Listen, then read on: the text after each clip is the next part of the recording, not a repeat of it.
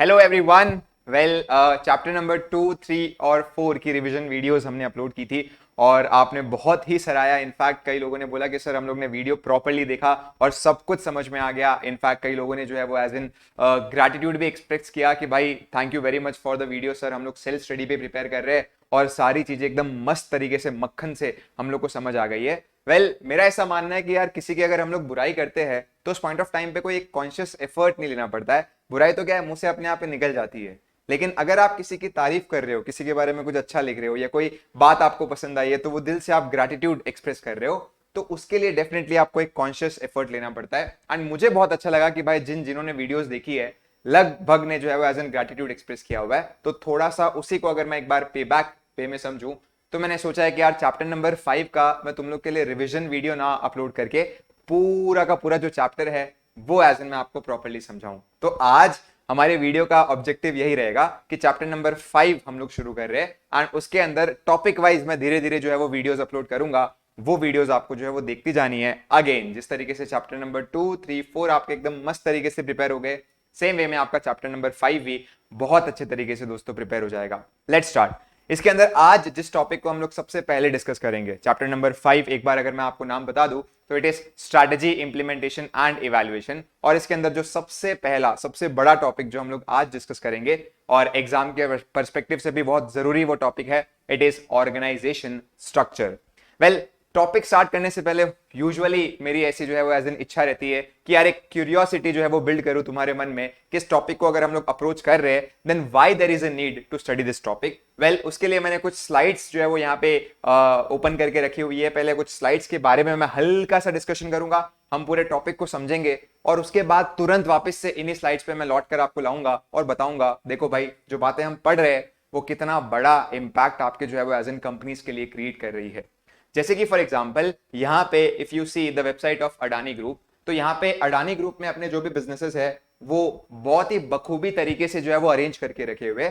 Often अगर आपको पता रहेगा तो गौतम अडानी जी ने सिर्फ एक कंपनी के भरोसे इतने सारे बिजनेस स्टार्ट नहीं किए। अगर मैं यहाँ पे कंपनी वाले टैब को टिक करूं तो यू कैन सी दैट कि there are different set of companies which are considered under the Adani group और जिसके अंदर आपके ढेरों बिजनेस आते हैं, जैसे Adani enterprise, Adani green energy, Adani port and SEZ. Well, there must be logic. काम तो आपका अडानी एंटरप्राइज के अंदर ही डिफरेंट सेट ऑफ बिजनेसेस जो है वो डालकर किया जा सकता था। तो क्यों ऐसी नीड पड़ी जहां पे गौतम अडानी जी ने सोचा कि यार ऐसा नहीं चलेंगे, हम लोग जो है वो यहाँ पे हर एक सेट ऑफ बिजनेस के लिए जो है वो कहीं ना कहीं नई कंपनी फॉर्म करेंगे। और हर एक सेट ऑफ बिजनेस के लिए नई कंपनी फॉर्म नहीं की जा रही है। If you see Adani enterprise के अंदर solar manufacturing, natural resources, defence, ऐसे ढेरों बिजनेस आ रहे हैं। तो व्हाट इज द लॉजिक? ये जो एक स्ट्रक्चर इन्होंने बना के रखा हुआ है, ये स्ट्रक्चर कब कंपनीज जो है वो प्रीफर करती है? वैसे ही इसके बाजू में एक और आर्टिकल आपका देके रखा हुआ है यूनिलीवर ग्रुप का। हिंदुस्तान यूनिलीवर बहुत ही बेहतरीन कंपनी है। कहा जाता है कि भाई इंडिया के अंदर 10 में से ये थोड़ा सा वीडियो यहाँ पे प्ले हो गया है, न्यूज आर्टिकल है इसलिए 10 में से जो है वो कम से कम 9 ऐसे हाउस होल्ड ग्रुप्स है जो हिंदुस्तान यूनिलीवर का एक ना एक प्रोडक्ट तो जो है वो यूज करते ही है। अभी अभी रिसेंटली जो है वो 2022 में ऐसी न्यूज आई थी, जस्ट वेट अ मिनट, 2022 में ऐसी न्यूज आई थी जहां पे Sanjeev Mehta ji, that is CEO and MD of HUL group, इन्होंने कहा था कि भाई ये जो नया स्ट्रक्चर है यूनिलीवर का जो हम फॉर्म कर रहे हैं, देखो आज का टॉपिक भी यही था, ऑर्गेनाइजिंग स्ट्रक्चर, ऑर्गेनाइजेशन स्ट्रक्चर। तो ये जो नया स्ट्रक्चर हम फॉर्म कर रहे हैं वो स्ट्रक्चर जो है वो एचयूएल को बदल कर रख देगा। और यहां पे एक और बात जो थोड़ी सी दुख दी थी वो ये थी कि एचयूएल के इस डिसीजन के कारण बहुत सारे ऐसे जॉब्स है जो वहां पे एचयूएल के अंदर खोने पड़ेंगे, मतलब उनकी एज इन कोई रोल्स ही नहीं रहेंगे। तो उन्होंने मैट्रिक स्ट्रक्चर से सोचा कि भाई अपने मल्टी डिविजनल या एसबीयू फॉर्म ऑफ स्ट्रक्चर में जो है वो शिफ्ट हो जाते हैं। तो ना what is these are structures. और देखो ना यार, आप स्ट्रक्चरल चेंजेस लाते हो और उसके चक्कर में एम्प्लॉयमेंट अपॉर्चुनिटी के ऊपर सीधा इंपैक्ट पड़ रहा है। इनफैक्ट किस तरीके से हम काम करेंगे उसके ऊपर भी इंपैक्ट पड़ रहा है। इसी तरीके से बाजू में एक और आर्टिकल है, ये सब मैं डिटेल में डिस्कस करूंगा। वापस से हम लोग का स्टार्ट पॉइंट भी यही है और लौट कर भी वापस से हम लोग यहीं पे आएंगे। यहाँ पे एक बहुत ही अच्छा आर्टिकल है, मुझे बहुत अच्छा लगता है ये, हार्वर्ड बिजनेस रिव्यू का, where they are saying that how Apple is organised for innovation. कैसे एप्पल को जान पूछ के स्टीव जॉब्स जब 1996 में लौटे और उन्होंने देखा कि यार ये क्या बेकार स्ट्रक्चर जो है वो ये एप्पल का बना के रखा हुआ है, दिस इज द रीजन कि एप्पल क्यों डिक्लाइन हो रहा है डे बाय डे, हमें इस पूरे स्ट्रक्चर को बदलना पड़ेगा। और 1996 के उस एक डिसीजन के कारण एप्पल का पूरा फ्यूचर बदल जाता है। और इनफैक्ट आज भी जब टीम कुक के लीडरशिप के अंदर एप्पल यहाँ पे रन कर रही है, तो यही स्ट्रक्चर को अब तक मेंटेन करके रखा हुआ है। सर ये क्या स्ट्रक्चर है, धीरे धीरे हम लोग देखेंगे। तो ये बहुत सारे आपके टाइप्स जो है वो ऑर्गेनाइजेशन स्ट्रक्चर के देके रखे हुए, कंपनी कब कब कौन सा स्ट्रक्चर प्रेफर करता है, किस तरीके की स्ट्रक्चर में कैसी बातें होती है, पहले हम वो देखेंगे एंड फिर वापस से लौट के आएंगे और इन आर्टिकल्स को समझेंगे, बिकॉज तब तक हम लोग जो है वो ये स्ट्रक्चर्स को अच्छे तरीके से समझ चुके होंगे। मैं आपको बता दूंगा कि मॉड्यूल के अंदर कौन से पेजेस आप रीड कर सकते हो after going through this lecture, but साथ ही साथ जो हैंड रिटन नोट्स है वो मैं यहाँ पे वीडियो के साथ अपलोड कर दूंगा ताकि तुरंत आप इसे रिवाइज कर सको। हो सकता है कि भाई जब मैं वीडियोस अपलोड कर रहा हूं तो 1-2 दिन का मैं टाइम गैप लूं अपलोड करते वक्त, एक यहाँ पे सीक्वेंस ना हो, but surely with in few days पूरा चैप्टर आपके सामने जो है वो अवेलेबल होगा, राइट। सो चलिए अपने जो है वो ये चैप्टर शुरू करते हैं, that is organisation structure, the first topic of this chapter. आराम से, राइट, कोई दिक्कत वाली बात नहीं है। इस पूरे स्ट्रक्चर की अगर हम बात करें तो total there are 8 structures which are given under this topic. Simple structure, functional, divisional, multi-divisional, SBU, matrix, network and last is hourglass structure। अब मैं थोड़ा सा क्या करता हूं कि इन स्ट्रक्चर्स को 2 कैटेगरी में डाल देता हूं। Category 1 would be simple structure, functional, divisional, multi divisional and SBU structure, और कैटेगरी 2 में जो नए फॉर्म ऑफ स्ट्रक्चर है इनसे थोड़े जो बिल्कुल ही अलग है, मैट्रिक्स, यहां पे नेटवर्क स्ट्रक्चर, और तीसरा हम लोग का बन जाता है आर ग्लास स्ट्रक्चर। धीरे धीरे हम लोग समझेंगे कि कैसे एक स्ट्रीक यहां पे रेडी हो रही है। सर पहली बात तो आप ये बता दो ऑर्गेनाइजेशन स्ट्रक्चर का मतलब क्या है। वेल ऑर्गेनाइजेशन स्ट्रक्चर का मतलब ये है कि जो जिम्मेदारियां है, जो काम है, वो किस तरीके से हम लोग ने ऑर्गेनाइजेशन के अंदर बांट कर रखा हुआ है। जैसे फॉर एग्जाम्पल मैं थोड़ा सा अगर रेफरेंस में लूं सिंपल, फंक्शनल और डिविजनल के, तो अगर मैं यहां पे बात करूं, लेट्स से कि फॉर एग्जांपल इनिशियली मैं 1-2 प्रोडक्ट से बिजनेस को स्टार्ट करता हूं और तब मेरा मार्केट के अंदर बिल्कुल भी नाम नहीं होता है, ना 1 रुपए की सेल होती है, और यहां पे मेरा इंटेंशन होता है कि यार अभी इस पॉइंट ऑफ टाइम पे भले ही मेरे को बहुत सारे काम होंगे, मुझे मेरे प्रोडक्ट की परचेज भी संभालनी है, मुझे मेरे प्रोडक्ट की सेल्स भी संभालनी है, मुझे मेरे प्रोडक्ट की मार्केटिंग तक संभालनी है, फाइनेंस भी मैं ही हैंडल कर रहा हूं, बट इन सब अलग अलग काम के लिए, इन सब अलग अलग फंक्शंस के लिए मैं अलग अलग लोग नहीं रख सकता, ये बहुत मेरे लिए कॉस्टली बन जाएगा। तो ये सारी जिम्मेदारी जो है वो मेरे कंधों पे आके रखी हुई है, मैं एकमेव यहाँ पे जो है वो ये सारी जिम्मेदारियां संभालूंगा।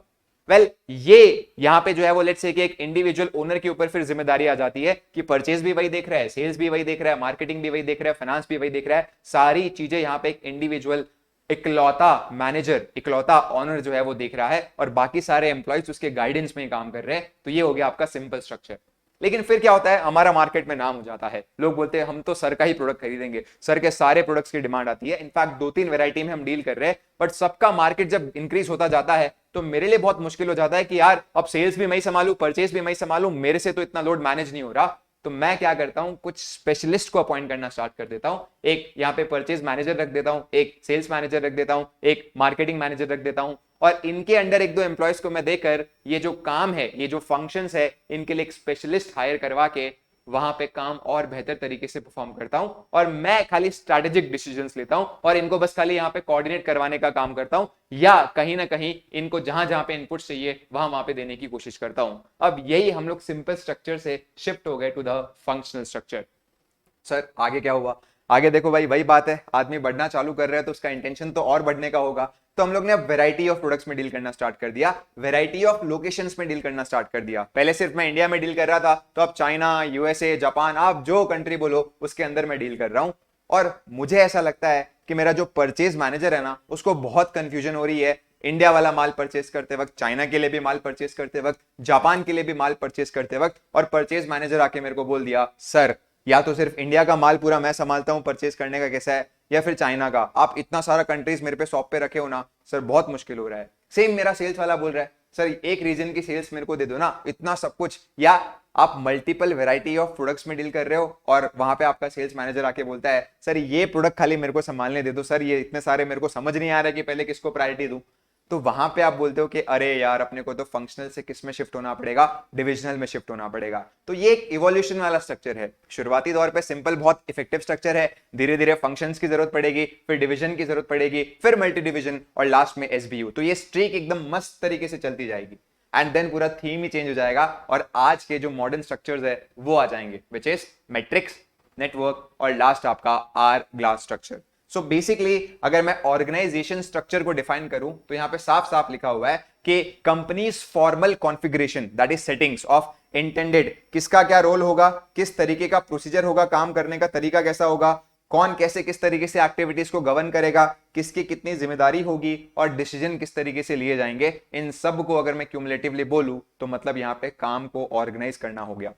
कि अगर लेट्स से कि अभी परचेज का कोई डिसीजन ले रहा है तो सिर्फ परचेज मैनेजर ही लेगा और कोई बाद में बीच में नहीं बोलेगा, तो ये हो गया ऑर्गेनाइजिंग का एक पार्ट कि हमने परचेज मैनेजर को अथॉरिटी दे दी टू टेक द डिसीजन। या प्रोसीजर ऐसा होगा कि भाई जब से परचेज मैनेजर कुछ भी माल परचेज कर रहा होगा तो वो प्रोडक्शन वाले को पूछेगा भाई कितना माल बनाने वाला है, उसके हिसाब से मैं परचेज करूं। तो ये प्रोसीजर को हम लोग ने डिफाइन कर दिया। तो ये सारी बातें आपकी ऑर्गेनाइजेशन स्ट्रक्चर में आएगी। It act as a framework जो बताता है कंपनी क्या करता है, कैसे वहां पे टास्क पूरी होती है और कैसे स्ट्रैटेजी जो है वो ठीक से इंप्लीमेंट करने के लिए स्ट्रक्चर बना के रखा हुआ है। इस डेफिनेशन में वापस लौट के आएंगे तो सारी बातें क्लियर रहेगी, बट पहले हम लोग स्ट्रक्चर से स्टार्ट करते हैं और हम लोग का सबसे पहला प्रथम स्ट्रक्चर है सिंपल स्ट्रक्चर, नाम में छुपा हुआ है। सिंपल स्ट्रक्चर में वेरी सिंपल, हमारा ये जो ओनर है और मैनेजर है ये बोलता है सारे मेजर डिसीजन मैं लूंगा, सारी एक्टिविटी मैं ही मॉनिटर करूंगा। जितने भी इसके अंडर 2-4 एम्प्लॉइज आ रहे हैं, कंपनी के स्टाफ आ रहे हैं, वो बोलते हैं सर डिसीजन अगर आप लोगे तो हम सिर्फ एग्जीक्यूशन का काम करेंगे, हम बिल्कुल भी जो है वो डिसीजन नहीं लेंगे, डिसीजन मेकिंग पूरी आपके ऊपर है। अभी तो हम सर है ही जितने छोटे गिने चुने कस्टमर आ रहे, उसी में भी अगर हम डिसीजन लेंगे तो आपस में डिस्प्यूट्स हो जाएगी सर। तो इसीलिए यहाँ पे सारा डिसीजन मेकिंग ओनर और मैनेजर के पास होता है। एक छोटी सी दुकान है, गिनती के कस्टमर है, क्या बीच में एम्प्लॉइज को इन्वॉल्व करना। सिंगल यहाँ पे बिजनेस स्ट्रैटेजी होती है, बहुत ही फ्यू प्रोडक्ट्स में हम लोग डील कर रहे होते हैं और हमारा जो ज्योग्राफिकल मार्केट है वो भी एकदम लोकल रहता है, शहर का एक छोटा सा कोना है जहां पे हम लोग अपना माल बेच रहे हैं। इसके फीचर्स ये है कि यहाँ पे काम जो है वो बिल्कुल भी स्पेशलाइज तरीके से नहीं होता। हमारा ओनर, हमारा मैनेजर, हमारा ये जो मल्टीटास्किंग सुपरमैन है वो बोलता है मेरे को तो फाइनेंस भी आता है, सेल्स भी आता है, परचेस भी आता है, प्रोडक्शन भी आता है, सब कुछ आता है, लेकिन कोई भी बेस्ट तरीके से मैं परफॉर्म नहीं कर सकता, सबको एवरेज परफॉर्म कर सकता हूं। तो काम बिल्कुल भी स्पेशलाइज नहीं हो रहा है, चल रहा है। यहाँ पे रूल्स बहुत ही कम होते हैं, व्हाट्सएप ग्रुप पे जो है वो काम उठाए जाते हैं, हेलो भाई ये वाला काम कर देना, तो बहुत ही कम फॉर्मेलिटीज है। There is little formalisation, there is little formalisation और बिल्कुल भी सोफिस्टिकेटेड इंफॉर्मेशन सिस्टम नहीं है। बात ऐसी होती है कि भाई आपका ये आदमी जो है वो शाम को आता है दुकान में, एम्प्लॉयज को पूछता है हाँ भाई कितना माल बिका, उसने जो है वो एजेंट लिखवा दिया कि सर ये माल बिका है, ठीक है मैं जा रहा हूं। और इस तरीके से आपकी इंफॉर्मेशन कलेक्ट की जाती है, कस्टमर ने कुछ बोला क्या वगैरह वगैरह वगैरह। क्योंकि 10 कस्टमर्स है ना सर, दिन में इतने ही ग्राहक आ रहे तो उनके एक एक फीडबैक को ध्यान में रखा जा सकता है, क्या उन्होंने लिया, इनफैक्ट ये तक ध्यान में रखा जा सकता है। तो क्यों ज्यादा हम लोग को डेटा कलेक्ट करना है, सीधी बातें आपके दिमाग में एकदम फिट हो जाती है। तो there is unsophisticated information system. Directly आपके ओनर और मैनेजर जो है वो डेली ऑपरेशन में इन्वॉल्व रहते हैं और बड़ा ही फ्रीक्वेंट कम्युनिकेशन चलता रहता है विद द एम्प्लॉइज। और यहाँ पे मार्केट में प्रोडक्ट इंट्रोड्यूस करना बहुत ईजी है, क्यों, 4 एम्प्लॉइज को नहीं पूछना है, सीधा मैं डिसीजन लूंगा, ये जगह पे माल बेचना है, बात खत्म, हम वहां पे बेचना स्टार्ट कर देंगे। तो very easy to introduce new product in any market और ये आपके लिए कॉम्पिटिटिव एडवांटेज है। ये बड़ी बड़ी कंपनीज जो डिसीजन लेते वक्त 4 मीटिंग्स बुलाएगी, इनको पूछेगी, उसको पूछेगी, ऐसी बात करेगी, वैसी बात करेगी। आपने आज रात को सपना देखा कि भाई अपने को इस एरिया में जाना है, कल वो सपना साकार करने के लिए आपने एफर्ट्स चालू कर दिए। इतना इजी ये स्ट्रक्चर है। Broad based openness to the innovation, बिंदास इनोवेट यहाँ पे करो, कोई एसेट यहाँ पे रोक टोक नहीं है। और इनफैक्ट अकेला आदमी सोच रहा है तो इनोवेशन थोड़ी सी उसके दिमाग में चलती ही रहेगी। एंड लास्ट में बहुत ही रैपिडली आप इन्वायरमेंटल चेंजेस को रिस्पॉन्ड कर सकते हो, क्योंकि कोई मीटिंग बिठाने की जरूरत नहीं है। लेट्स से कि कोविड-19 आया, एम्प्लॉइज पूछते हैं साहब क्या करना है, यहाँ पे मैनेजर बोलेगा तुम एक बार के लिए बैठो साइड में, मैं आधे घंटे का ब्रेक लेता हूँ। आधे घंटे में आके वो बता भी देता है ऐसे ऐसे करेंगे, इस तरीके से माल बेचेंगे, बात खत्म। और वहां पे एम्प्लॉइज ऐसा पूछ भी नहीं सकते कि सर आपका मीटिंग में डिस्कशन हो गया क्या, क्योंकि ओनर बोलेगा अरे मैं अपने आप से मिल लिया, ये काफी है, किससे मीटिंग करनी है, कोई जरूरत नहीं है यहाँ पे। तो ये बहुत ही यहाँ पे जो है वो एडवांटेजेस देखने मिलते हैं। बट कंपनी अब ग्रो करने लगती है सर, अब हमारे 100 कस्टमर हो गए, इनफैक्ट 1000 हो गए, इनफैक्ट 10,000 हो गए। सर कंपनी क्योंकि ग्रो करना स्टार्ट कर दी ना, इकलौते ओनर और मैनेजर के बस में नहीं है, क्योंकि इतनी सारी इंफॉर्मेशन आ रही है, इतने सारे डिसीजन डेली बेसिस पे लेने हैं, मार्केट साइज हम लोग का प्रोडक्ट का बढ़ता जा रहा है। हर इंफॉर्मेशन में ऐसा है कि भाई प्रोसेसिंग लगती है, ऐसा सीधा नहीं है कि भाई अंदर से गट फीलिंग आ रही है और डिसीजन ले लिया। क्या प्राइसिंग रखनी है, क्या स्कीम्स रखनी है, किस तरीके से माल बेचना है, कुछ यहाँ पे क्लैरिटी नहीं आ रही है। तो इन सच केस ओनर बोलता है भाई मेरे पास इतना भी एक्सपीरियंस नहीं है, इतना भी टाइम नहीं है, अपने को तो इस बार एक्सपर्ट्स को हायर करना पड़ेगा हर काम के लिए। और वहीं पे आपका नेक्स्ट स्ट्रक्चर स्टार्ट हो जाता है, फंक्शनल स्ट्रक्चर। तो यहाँ पे सिंपल स्ट्रक्चर तो बड़ा ही सिंपल था, इसलिए टाइम भी अपन ने उस पर ज्यादा बिल्कुल भी नहीं दिया। Simple structure is as simple as कि एक ओनर रहेगा जो परचेजिंग, फाइनेंसिंग, सेल्स, मार्केटिंग सारे डिसीजंस वो खुद ही लेगा और एम्प्लॉयज उसके कहे कहे पे चलेंगे और सारा काम जो है वो आसानी से करेंगे। That's it. बट ये तभी आपका ऑपरेटिव है जब धंधा बहुत ही छोटा है, धंधे का साइज जब बढ़ रहा है, धंधे में जो है वो एज एन हम लोग को लग रहा है कि कस्टमर्स बढ़ रहे हैं, थोड़े बहुत दो चार एरियाज में हम जा रहे हैं, तो इन सच केस अकेले आदमी के बेसिस पे या अकेले आदमी के यहाँ पे कंधों पे इतनी सारी जिम्मेदारी नहीं रखी जा सकती है, और इसीलिए फंक्शनल स्ट्रक्चर आ रहा है। फंक्शनल स्ट्रक्चर सर कहां पे सुटेबल रहेगा? जहां पे प्रोडक्ट्स बहुत ही कम है और मार्केट साइज ग्रो करता जा रहा है, वहां पे आपका जो है वो फंक्शनल स्ट्रक्चर एकदम बेस्ट सुटेड रहेगा। यहाँ पे एक सीईओ रहेगा, जो हम लोग ओनर बोल रहे थे अभी, वो रहेगा, उसके नीचे कुछ स्पेशलिस्ट रहेंगे, जैसे कि फॉर एग्जांपल एक रिसर्च एंड डेवलपमेंट हमारा सीटीओ हो गया, चीफ टेक्निकल ऑफिसर, सीएफओ हो गया, चीफ मार्केटिंग ऑफिसर हो गया। फिर एक स्ट्रैटेजिक प्लानिंग का हम लोग का जो है वो पूरा का पूरा छोटा सा ऑफिस रहेगा, जिसके आसपास finance manager, production manager, accounting manager और सेल्स मैनेजर ये सब बैठे रहेंगे, और ये लोग जो है वो एज एन इंडिविजुअल अपने अपने काम को संभालेंगे। तो फंक्शनल स्ट्रक्चर का मतलब भी यही है, फंक्शन के बेसिस पे, काम के बेसिस पे आपने क्या करके रखा है, अलग अलग लोगों को हायर करके रखा हुआ है, जिनके अंडर बहुत सारे एम्प्लॉयज काम करेंगे और बखूबी उस फंक्शन को बहुत अच्छे तरीके से निभाएंगे। जैसे यहाँ पे फाइनेंस वाला एकदम मस्त बोलेगा, साहब मैंने यहाँ पे सीएफए करके रखा हुआ है, आप टेंशन मत लो, मेरे से अच्छा कोई फाइनेंसिंग का डिसीजन ले ही नहीं सकता है। प्रोडक्शन वाला बोलेगा, साहब मैं यहाँ पे एक इंजीनियर हूं, माल कैसे बनाना आता है वो मुझे पता है, आप यहाँ पे बिल्कुल भी टेंशन मत लो। सारे लोग अपने काम में एकदम सुपर स्पेशलाइज्ड है,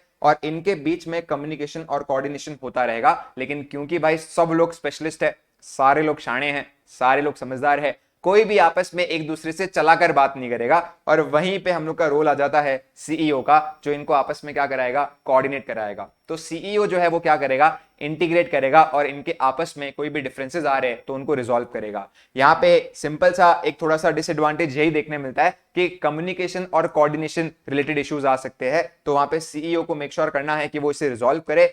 प्लस देखो यार, फाइनेंस मैनेजर एक फंक्शनल स्पेशलिस्ट है, अब ये बंदा ऑर्गेनाइजेशन का व्यू पॉइंट लेके नहीं चलता है, ये क्या करेगा, ये बोलेगा मेरा फंक्शन एकदम अच्छे तरीके से परफॉर्म होना चाहिए। तो कभी कभार ऐसा हो सकता है कि हमारे जो फंक्शनल स्पेशलिस्ट है वो एक मायोपिक पर्सपेक्टिव डेवलप कर ले, मतलब कंपनी के विजन, मिशन व सब को छोड़ के वो बोले कि भाई देखो, प्रोडक्शन मैनेजर का अच्छा नहीं हो चले, अकाउंटिंग मैनेजर का अच्छा नहीं हो चले, सेल्स मैनेजर का अच्छा नहीं हो चले, मेरा अच्छा होना चाहिए। इसका एक मैं एग्जाम्पल ले लेता हूं। लेट्स से कि फॉर एग्जांपल यहाँ पे प्रोडक्शन मैनेजर आके बोलता है कि सर हम लोग को जो है वो बहुत सारे पैसे चाहिए। ये वाली बात किसको बोलता है, फाइनेंस मैनेजर को बोलता है। फाइनेंस मैनेजर यहाँ पे बोलता है कि हाँ भाई, तू मुझे 3 महीने का टाइम दे, मैं जो है वो एज एन पैसे जुगाड़ के तेरे को मस्त रेट पे लाकर देता हूं। प्रोडक्शन मैनेजर बोलता है सर क्लाइंट अभी आके रखा हुआ है, और ये इतना बड़ा ऑर्डर है ना कि सर अगर हाथ से चला गया ना तो बहुत ही ज्यादा जो है वो कंपनी को नुकसान होगा। फाइनेंस मैनेजर बोलता है कि यार कल जाके मेरी परफॉर्मेंस को जज किया जाएगा, लोग बोलेंगे कि सर आपने पैसे रेस करते वक्त इतना सारा कॉस्ट गवा दिया, आपने कॉस्ट ऑफ राइजिंग फाइनेंस बहुत ज्यादा बढ़ा दिया है, सर बहुत गलत फाइनेंस मैनेजर हो आप। देख भाई, मैं मेरे बारे में इतनी बुराई नहीं सुन सकता, तो मुझे 3 महीने का टाइम चाहिए, आराम से मैं 4 जगह पूछूंगा, 5 जगह पूछूंगा, और तब जाके एक बेस्ट कॉस्ट पे मैं तुझे जो है वो पैसे ला के दूंगा। प्रोडक्शन मैनेजर बोलता है सर आज पैसे दे रहे हो तो मतलब ठीक है, वरना तो नाव हाथ से चली जाएगी सर, फिर कुछ मतलब नहीं है। यहाँ पे इन दोनों के बीच में डिस्प्यूट चलता ही रहता है। यहाँ पे इस एग्जाम्पल में अपने को देखने मिल रहा है कि फाइनेंस मैनेजर ने बड़ा ही छोटा नजरिया डेवलप किया हुआ है, बड़ा ही मायोपिक पर्सपेक्टिव डेवलप करके रखा हुआ है, कि वो सिर्फ अपने ही सोच रहा है और कंपनी के ऑब्जेक्टिव्स को नजरअंदाज कर रहा है, बिकॉज उसकी परफॉर्मेंस प्योरली उसकी जो सैलरी है वो सीधा आपस में डायरेक्ट रिलेशन है, कंपनी के पीएनएल से उसको फर्क नहीं पड़ता है। वो बोलता है मेरे को कैसे जज किया जाएगा, कितना सस्ता पैसा लाके दिया उसके बेसिस पे, तो मैं तो भाई उसमें एफर्ट्स डालूंगा। तो ये थोड़ी सी बात है, इसलिए मैंने रेड में लिखी हुई है, because it serves as a disadvantage. और उसके बाद तीसरा हम लोग का स्ट्रक्चर आ जाता है डिविजनल स्ट्रक्चर। अब फंक्शनल में काम एकदम सही चल रहा था, लेकिन काम इतना बढ़ गया, नाम मार्केट में इतना हो गया कि हम सिर्फ अब एक प्रोडक्ट में डील नहीं कर रहे, हम लोग मल्टीट्यूड ऑफ प्रोडक्ट्स में डील करना स्टार्ट कर दिए। हमारा जो एग्जिस्टिंग प्रोडक्ट मार्केट है वो ग्रो होता जा रहा है, ग्रो होता जा रहा है, नंबर ऑफ प्रोडक्ट मार्केट भी ग्रो होता जा रहा है, मतलब माल भी हम लोग अलग अलग वैरायटी का बेच रहे हैं, प्लस जगह भी अलग अलग जगह पे हम लोग टारगेट कर रहे हैं। तो फंक्शनल मैनेजर को बहुत डिफिकल्टी हो रहा था टू मैनेज न्यूमरस प्रोडक्ट, तो इन सच केस हमने ये डिविजनल स्ट्रक्चर चूज किया। अब इस स्ट्रक्चर में क्या होगा, हमारी एक कॉर्पोरेट ऑफिस होगी, जैसे कि CEO, corporate finance, corporate legal और पीआर, ये बिजनेस लेवल स्ट्रेटजी बनाएगी। सर बिजनेस लेवल स्ट्रेटजी मतलब लेट्स से कि फॉर एग्जांपल हमारा बिजनेस है रबर मैन्युफैक्चर करने का, तो वहां पे हम लोग को डिफरेंशिएट करना है या कॉस्ट लीडरशिप करना है, मतलब एग्जैक्टली कौन सी स्ट्रैटेजी फॉलो करनी है, ये लोग वो बनाएंगे। फिर लेट्स से कि फॉर एग्जांपल हम लोग यहाँ पे अलग अलग कंट्रीज में ऑपरेट कर रहे हैं, प्रोडक्ट दो तीन ही है, बट इंडियन मार्केट भी मेरा मस्त चल रहा है, यूएस मार्केट भी मस्त चल रहा है, चाइना का मार्केट भी मस्त चल रहा है, तो इन सब के लिए मैं एक मैनेजर अपॉइंट करता हूं। सर इस मैनेजर को हम क्या बोलेंगे? वेल दोस्तों, इस मैनेजर को हम लोग बोलेंगे डिविजनल मैनेजर। और इनके नीचे फिर आपके ये फंक्शनल स्पेशलिस्ट आएंगे। जैसे इंडियन मार्केट को जो डिविजनल मैनेजर मैनेज कर रहा है, उसके नीचे एक मार्केटिंग स्पेशलिस्ट आएगा, एक प्रोडक्शन स्पेशलिस्ट आएगा, एक पर्सोनल स्पेशलिस्ट आएगा, राइट। तो यहां पे थोड़ा सा जो अथॉरिटी है वो एक हद तक डेलीगेट हो रहा है, there is extensive delegation of authority. कि इस केस में ऐसा हो गया कि भाई आपके मार्केटिंग मैनेजर सिर्फ इंडियन मार्केट के लिए भी एग्जिस्ट करते हैं, यूएस के लिए भी एग्जिस्ट करते हैं और चाइना के लिए भी एग्जिस्ट करते हैं, and there is general manager for each geographical division. जैसे ये जनरल मैनेजर हो गया, ये जनरल मैनेजर हो गया, और चाइना का भी अपना एक जनरल मैनेजर हो गया। तो ये हो गया आपका डिविजनल स्ट्रक्चर। वेल डिवीजन आप अलग अलग बेसिस पे बना सकते हो। जैसे कोई बोलता है कि सर मेरा एरिया तो इंडिया ही है, लेकिन मैं सिगरेट्स भी बेचता हूं, आशीर्वाद नामक आटा भी बेचता हूं, सनफीस्ट बिस्किट्स भी बेचता हूं, तो सर अब मैं भी क्या डिविजनल स्ट्रक्चर बना सकता हूं? यस, आप बिल्कुल बना सकते हो। आप यहां पे क्या करोगे कि यार जैसे मैंने यहां पे इंडियन मार्केट, यूएस मार्केट और चाइना मार्केट लिखा है, इस जगह पे हम लिख देंगे सिगरेट डिविजनल मैनेजर, आशीर्वाद divisional manager, Sunfeast divisional manager, और फिर इनके नीचे फंक्शनल मैनेजर्स आएंगे। जैसे सिगरेट डिविजनल मैनेजर का अपना मार्केटिंग, प्रोडक्शन और पर्सोनल होगा। ये पर्सोनल क्या हो गया सर? एचआर हो गया। तो आप प्रोडक्ट और सर्विस के बेसिस पे भी डिविजन फॉर्म कर सकते हो, आप कस्टमर्स के बेसिस पे भी डिविजन फॉर्म कर सकते हो। जैसे कि फॉर एग्जांपल मेरे लिए ऐसा है कि भाई बेचता तो मैं एक ही प्रोडक्ट हूं, एरिया भी एक ही है। जैसे कि हम लोग यहाँ पे बात कर लेते हैं एशियन पेंट्स की। अब एशियन पेंट्स जो है वो दो अलग अलग कैटेगरी के मेजरली पेंट्स बनाता है। एक जो आपके घर को रंगीन बनाते हैं सर, वो कौन से? Decorative paints. और दूसरे जो इंडस्ट्रीज में कार वार बनाने में आपको हेल्प करते हैं, विच इज इंडस्ट्रियल पेंट्स। अब एशियन पेंट्स बोलता है कि दोनों कस्टमर अलग है, दोनों का अंदाज अलग है, दोनों प्राइसिंग अलग वे में देते हैं। एक है जो सब कुछ जानता है मार्केट के बारे में, दूसरा है जो बहुत कुछ नहीं जानता है मार्केट के बारे में। एक है जिनको बहुत सारी वेरायटी चाहिए, that is decorative paint. Industrial वाला बोलता है कि मेरे को इतनी वेरायटी नहीं चाहिए। तो यहां पे हम क्या कर सकते हैं? डेकोरेटिव के लिए एक डिविजनल मैनेजर अपॉइंट कर दिया, इंडस्ट्रियल यूनिट्स के लिए एक डिविजनल मैनेजर अपॉइंट कर दिया, और इनके नीचे बहुत सारे फंक्शनल स्पेशलिस्ट डाल दिए। जैसे परचेज मैनेजर हो गया, सेल्स मैनेजर हो गया, मार्केटिंग मैनेजर हो गया, सेम गोज फॉर दिस। तो ये हो गया कि you have form the division on the basis of customers. And आखिरी यहां पे बोल दिया कि आप प्रोसेस के बेसिस पे भी डिवीजन फॉर्म कर सकते हो। जैसे हमारा कपड़े बनाने के टाइम पे 3 प्रोसेस एक्टिविटी है, वीविंग, कटिंग और डिजाइनिंग। तो मैंने कंपनी को 3 भाग में बांट दिया, एक वीविंग डिवीजन, एक कटिंग डिवीजन और एक डिजाइनिंग डिवीजन। फिर वीविंग के अंदर आपके बहुत सारे लोग आएंगे, कटिंग के अंदर बहुत सारे लोग आएंगे, डिजाइनिंग के अंदर। तो ये हो गया कि जहां पे आपने डिवीजन फॉर्म किया हुआ है बाय प्रोसेस। अब सर डिविजनल स्ट्रक्चर तो हमें समझ आ गया कि ऊपर है ये हम लोग की कॉर्पोरेट ऑफिस, ये जो सीईओ है या corporate finance that is CFO हो गया, या यहाँ पे हो गया आपका चीफ लीगल ऑफिसर। तो ये सर हम लोग की कॉर्पोरेट ऑफिस हो गई जो बिजनेस लेवल स्ट्रैटेजी बनाएगी, और हमारे जो डिविजनल मैनेजर है वो उस स्ट्रैटेजी को एग्जीक्यूट करेंगे, डे टू डे ऑपरेशन में इन्वॉल्व होंगे, राइट। लेकिन सर इसकी अभी यहाँ पे क्या एडवांटेजेस है और क्या डिसएडवांटेजेस है? तो अगर हम एडवांटेजेस की बात करें तो there is clear accountability with regards to sales and profitability. Sir इसका एग्जांपल ले लेते हैं। जैसे फंक्शनल स्ट्रक्चर में क्या हो रहा था कि हर एक फंक्शन के लिए अलग अलग मैनेजर था, लेकिन प्रोडक्ट की परफॉर्मेंस क्यों गिरी है उसको यहां पे बताने वाला एक भी मैनेजर नहीं था। जैसे हम लोग यहाँ पे आशीर्वाद आटा की बात कर लेते हैं, बहुत हद से ज्यादा मार्केट में एग्जांपल ले लेते हैं कि सेल्स गिर गई। परचेज मैनेजर बोलता है सर मैंने अपना काम बखूबी निभाया, ये सेल्स वाला ही नहीं बेच पाया। यहां पे फाइनेंस मैनेजर भी सेम स्टेटमेंट बोल रहा है। सेल्स वाला बोलता है कि सर ये माल बनाने वाले लोग गलत थे, इसके कारण मैं माल नहीं बेच पाया। मैंने फाइनेंस वाले को बोला था कुछ स्कीम लगाने दे, वो बोलता है कि नहीं बिल्कुल नहीं, बजट ही नहीं है, कैसे लगाएंगे? तो सर हम कैसे बेचे? तो आपस में पासिंग द पिलो चलता रहेगा कि भाई इसने गलत किया उसके कारण माल नहीं बिक पाया, उसने गलत किया इसके कारण माल नहीं बिक पाया। तो there is no accountability in functional structure. Sir accountability का मतलब क्या होता है कि कौन जवाबदारी ले रहा है। यहां पे डिविजनल स्ट्रक्चर में आपके डिविजनल मैनेजर जवाबदारी ले रहे हैं। वो बोलते हैं सर अगर इंडिया मार्केट में सेल्स बिल्कुल भी कम हुआ ना तो इसके लिए इंडियन डिविजनल मैनेजर जो है वो जिम्मेदार होगा। सर अगर सिगरेट डिवीजन के लिए हम लोग ने सिगरेट डिविजनल मैनेजर रखा हुआ है और सिगरेट डिवीजन की सेल्स मार्केट के अंदर कम हुई ना सर, तो सिगरेट डिविजनल मैनेजर जिम्मेदार होगा। तो there is clear accountability with regards to कि कौन सेल्स लाके देगा, कौन प्रॉफिटेबिलिटी लाके देगा। तो इससे आदमी भी मोटिवेटेड रहता है, क्योंकि अब क्या होता है, बहुत बार ऐसा होता है ना कि भाई अगर आपकी परफॉर्मेंस जो है वो आपके बहुत सारे दोस्तों के हाथों में डिपेंडेंट है, हाथों में निर्भर करता है, तो आपका मन नहीं करेगा पूरे शिद्दत से काम करने का। जैसे कि फॉर एग्जांपल मैं क्रिकेट का प्लान बनाता हूं, एक मैं जिम जाने का प्लान बनाता हूं, दोनों में से दूसरा वाला जो प्लान है वो ज्यादा इजीली एग्जीक्यूट होगा as compare to the first one. तो मैं दूसरे में बहुत ज्यादा अगर शिद्दत से चाहूं तो मोटिवेटेड रहूंगा सर। मतलब जैसे पहले अगर मैं क्रिकेट का प्लान बनाता हूं तो मैं कितना ज्यादा डिपेंडेंट हूं कि सारे लोग आएंगे तो ही खेल पाएंगे, नहीं तो दीवार पे ऐसे बॉल मारूंगा, बैट मारूंगा, अच्छा थोड़ी नहीं लगूंगा। बट यही अगर मैं जिम जाने की बात करूं तो वो अकेला किया जा सकता है, हालांकि कंपेनियन रहेगा तो अच्छी बात है।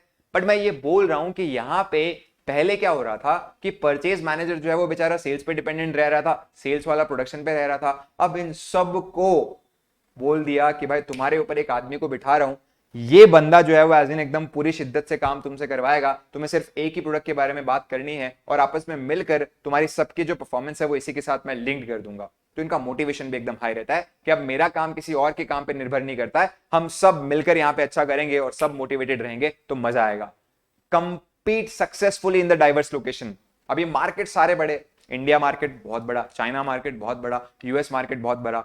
अगर मैं एक ही फंक्शनल मैनेजर को इतनी सारी जिम्मेदारी अलग अलग मार्केट्स की सौंपूंगा तो कितना मुश्किल हो जाएगा मेरे लिए मैनेज करना। बट अब क्योंकि हर इंडियन मार्केट के लिए एक डिविजनल मैनेजर है, यूएस मार्केट के लिए एक डिविजनल मैनेजर है, तो मेरे लिए हर अलग अलग लोकेशन में कंपीट करना बहुत ही ईजी हो गया है। और मैनेजर्स के लिए भी एक करियर डेवलपमेंट अपॉर्चुनिटी है। जैसे अक्सर एक सवाल आता है कि सर एक फंक्शनल डिपार्टमेंट के अंदर जो फंक्शनल मैनेजर होता है और ये डिविजनल मैनेजर जो है, इन दोनों में से किसको आप प्रमोशन के लिए चूज करोगे? तो मैं बोलता हूं डिविजनल मैनेजर को, for a reason being simple कि फंक्शनल मैनेजर ने दुनिया ही कितनी देखी है। अब परचेज मैनेजर को तो सिर्फ परचेज का पता है, उसको क्या पता सेल्स मार्केटिंग क्या होता है, लेकिन डिविजनल मैनेजर ने इन हर एक की एक्टिविटीज को कोऑर्डिनेट कराया है। तो मुझे अगर मेरा नेक्स्ट कोई सीईओ चाहिए या कोई कॉर्पोरेट स्ट्रेटजी बनाने वाला चाहिए ना, तो मेरे लिए एक डिविजनल मैनेजर ज्यादा अच्छा कैंडिडेट होगा एज कंपेयर टू एक फंक्शनल मैनेजर। तो यहाँ पे आपके डिविजनल मैनेजर्स के लिए करियर डेवलपमेंट अपॉर्चुनिटी भी एस्टैब्लिश हो रही है। Allows local control of local situation. जैसे इंडियन मार्केट में अगर कुछ गड़बड़ हुई तो आप तुरंत क्या कर सकते हो, रिस्पॉन्ड कर सकते हो। ऐसा नहीं होगा कि भाई यूएस की कॉर्पोरेट ऑफिस को फोन लगाया, क्या करूं मैं समझ नहीं आ रहा। अरे आपको जिम्मेदारी दी है, आप जल्दी से रिस्पॉन्ड करो, जल्दी से लाओ मेरे सामने प्रॉब्लम, मैं आपको वहां पे हेल्प कर देता हूं। एक कॉम्पिटिटिव क्लाइमेट रहेगा डिविजन्स के बीच में भी। आप सोच लो ना, इंडिया में अगर लेट्स से कि मैं गुजरात की बात करूं और वहां पे क्रोमा की अगर हम बात करें, तो क्रोमा का जो स्टोर है वो अहमदाबाद में भी है और सूरत में भी है। सूरत का जो स्टोर है वो हमेशा एकदम कॉम्पिटिटिवली एक्टिव रहेगा कि मेरे को अहमदाबाद वाले स्टोर से ज्यादा प्रॉफिट लाना है, ज्यादा मार्केट जो है वो कैप्चर करना है। तो इन सच केस क्लाइमेट भी जो है वो बहुत ज्यादा आपस में कॉम्पिटिटिव हो गया, बिकॉज यहाँ पे अलग अलग डिविजन्स, अलग अलग जोग्राफिकल डिविजन्स के लोग क्या कर रहे हैं, कंपीट कर रहे हैं। प्लस बहुत स्मूथली आप क्या कर सकते हो, नया प्रोडक्ट या बिजनेस ऐड कर सकते हो। But with great advantages come great limitation. तो यहाँ पे एक लिमिटेशन ये हो गई, सर स्ट्रक्चर बड़ा ही कॉस्टली है। आप सोचो ना सर, फंक्शनल मैनेजर में तो सिर्फ एक फंक्शनल मैनेजर के भरोसे, सॉरी फंक्शनल स्ट्रक्चर में तो सिर्फ एक फंक्शनल मैनेजर के भरोसे काम सारा निपट रहा था। बट सर डिविजनल मैनेजर में देखो, डिविजनल स्ट्रक्चर में देखो, हमको हर डिवीजन के लिए परचेज वाला चाहिए, सेल्स वाला चाहिए, मार्केटिंग वाला चाहिए, सर टू मेनी अमाउंट। और ये सारे लोग क्या है, फंक्शनल स्पेशलिस्ट है। तो payment to functional specialist for each division is very high, because सब लोग बोलते हैं कि भाई हम लोग अपने काम में एकदम एक्सपर्ट चाहिए, पैसा अच्छा चाहिए, पैसा अच्छा चाहिए। प्लस कुछ कुछ जगह पे तो यार फंक्शनल मैनेजर की जरूरत भी नहीं है, फिर भी रखा जा रहा है। तो इससे क्या हो रहा है, एक्टिविटीज भी डुप्लीकेशन हो रही है। जैसे कि फॉर एग्जांपल यहाँ पे क्या हो रहा था कि मार्केटिंग की हम बात कर लेते हैं। अब यहाँ पे इंडिया में मैं 4 प्रोडक्ट बेच रहा था, 4 डिवीजन के नीचे 4 मार्केटिंग वाले आ रहे थे जो अलग अलग तरीके से मार्केटिंग कर रहे। अब इनको अगर मैं बोलता, अरे यार मार्केटिंग वालों, तुम लोग चारों डिवीजन की एक साथ भी तो मार्केटिंग कर सकते हो ना, एडवर्टीजमेंट की तो बात है, कोई यूनिक वे निकालो जहां पे चारों का ही एडवर्टीजमेंट एक साथ अलग वे में दिखाया जा सकता है, तो कितना मस्त हो जाए। बट नहीं, हम तो अलग अलग करेंगे सर, हमको अलग अलग पैसा मिल रहा है, अपनी डिवीजन के लिए मिल रहा है। तो आपके स्टाफ सर्विसेज यहाँ पे डुप्लीकेट हो रही है, फैसिलिटीज डुप्लीकेट हो रही है, लोग यहाँ पे बेमतलब के एक्स्ट्रा हायर हो रहे हैं, need good amount of salary due to extensive delegation. इनके ऊपर क्योंकि जिम्मेदारी आप इतनी डाल रहे हो तो पैसा भी अच्छा देना पड़ेगा। And require head quarter driven control system. और जितना ज्यादा आप धंधा अपने हाथ से लोगों के हाथ में सौंपोगे, उतना ज्यादा कंट्रोल करने का आपका तरीका जो है वो अपना कॉम्प्लिकेटेड होगा, मतलब और ज्यादा सोफिस्टिकेटेड होगा। प्लस सेकंड जो डिसएडवांटेज है वो थोड़ा सा बहुत मस्त है, सर्टेन रीजन प्रोडक्ट कस्टमर में receive special treatment so difficult to maintain consistent company wide practices. इसका मैं एग्जांपल थोड़ा सा मेरे रेफरेंस में दे देता हूँ कि मैं जहां पे लेट्स से कि 11th और 12th के लिए क्लास में जाता था, अब वहां पे ऐसा था कि भाई वो क्लास की ना 2 ब्रांचेस थी। एक थी लेट्स से कि मुंबई के अंदर there is a place called Kalamboli, and एक थी ब्रांच जो कि वाशी के अंदर थी। अब वहां पे क्या था कि जो कलम्बोली की जो ब्रांच है वो न्यूली सेटअप ब्रांच थी, और जो वाशी की ब्रांच है वो बहुत ही पुरानी ब्रांच थी, राइट। अब दोनों के दोनों जो है वो लगभग सेम फैकल्टीज ऑफर कर रहे हैं, लगभग जो है वो सेम सेट ऑफ स्टूडेंट्स को, मतलब सेम कैटेगरी ऑफ स्टूडेंट्स को पढ़ा रहे हैं 11th और 12th को। बट फिर भी लोगों में बात तो यही थी कि यार पढ़ाने में ना वाशी ब्रांच वाले ज्यादा बेटर है as compare to this branch. और वहां पे पूछा जाता था कि भाई क्यों ऐसा, कि यार वहां पे टेस्ट प्रॉपर होता है वाशी ब्रांच के अंदर, इवैल्यूएशन प्रॉपर होता है, मीटिंग्स प्रॉपर होती है, फीडबैक प्रॉपर आता है, इधर तो ये सब आ ही नहीं रहा।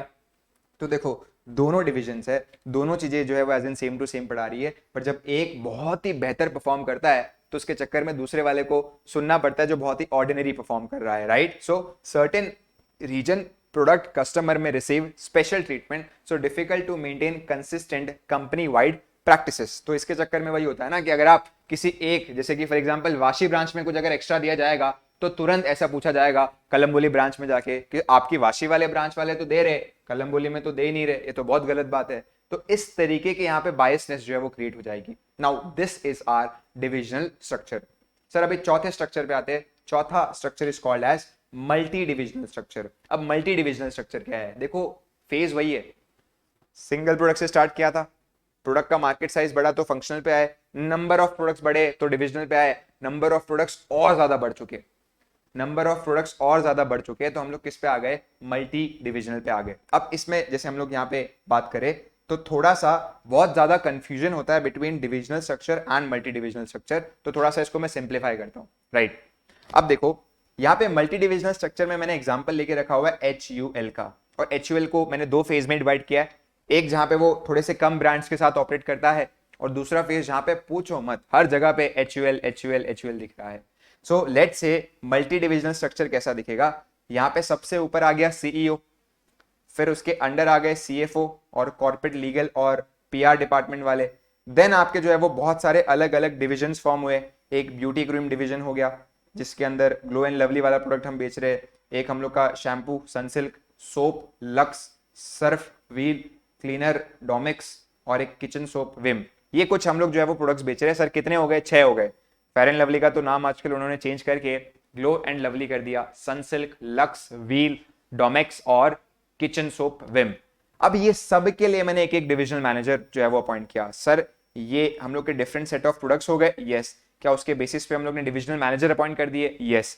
फिर उसके नीचे हम लोग ने बहुत सारे फंक्शनल मैनेजर रख दिए, finance accountant HR product sales, finance accountant HR product sales. Sir ये तो क्या बात कर रहे हो आप, अभी अपन ने डिविजनल मैनेजर में जो चीज पढ़ी है वो सेम टू सेम यहाँ पे कॉपी पेस्ट हुई है, क्योंकि डिविजनल मैनेजर में भी यही हो रहा था। ऊपर आपके कॉर्पोरेट ऑफिस वाले थे, नीचे आपके अलग अलग डिविजनल मैनेजर थे, और उनके नीचे फंक्शनल मैनेजर थे। तो फर्क क्या हुआ, फर्क ये हुआ कि वहां पे सर कहां पे डिविजनल स्ट्रक्चर के अंदर जब हम लोग ने डिविजन्स फॉर्म की थी तो उस पॉइंट ऑफ टाइम पे जो बिजनेस की स्ट्रैटेजीज अभी भी बन रही थी वो मेन हेड ऑफिस में बन रही थी। जैसे यहां पे मैंने साफ बोला था कि यार ये डिविजन्स तो हम लोग ने फॉर्म कर दी, बट आपकी जो बिजनेस लेवल स्ट्रैटेजी जो है वो ये लोग बनाएंगे। मतलब अगर लेट्स से कि फॉर एग्जांपल इंडियन मार्केट के अंदर हम लोग को पेनिट्रेट करना है तो वो इंडियन मार्केट का जो डिविजनल मैनेजर है वो डिसाइड नहीं करेगा। सर फिर कौन करेगा, आपके जो कॉर्पोरेट ऑफिस वाले हैं वो डिसाइड करेंगे, दैट इज CEO या कॉर्पोरेट फाइनेंस वाले। ये बोलेंगे भाई इंडियन मार्केट तो ऐसा है कि कंज्यूमर्स को प्राइसिंग बहुत ही सस्ती चाहिए, let's penetrate into the market, हम लोग लोवेस्ट कॉस्ट रखेंगे। तो ये सारी बातें आपकी जो है वो मेनली ऊपर से आएगी, और आपका डिविजनल मैनेजर का काम ये रहेगा ऊपर वालों ने जो बताया है वो मैं करूंगा। मतलब यहाँ पे अथॉरिटी तो डेलीगेट हो रही है बट डिसेंट्रलाइजेशन पूरी तरीके से नहीं हो रहा है। अभी भी जो बहुत सारी डिसीजन मेकिंग है वो हमारे कॉर्पोरेट ऑफिस के पास ही है।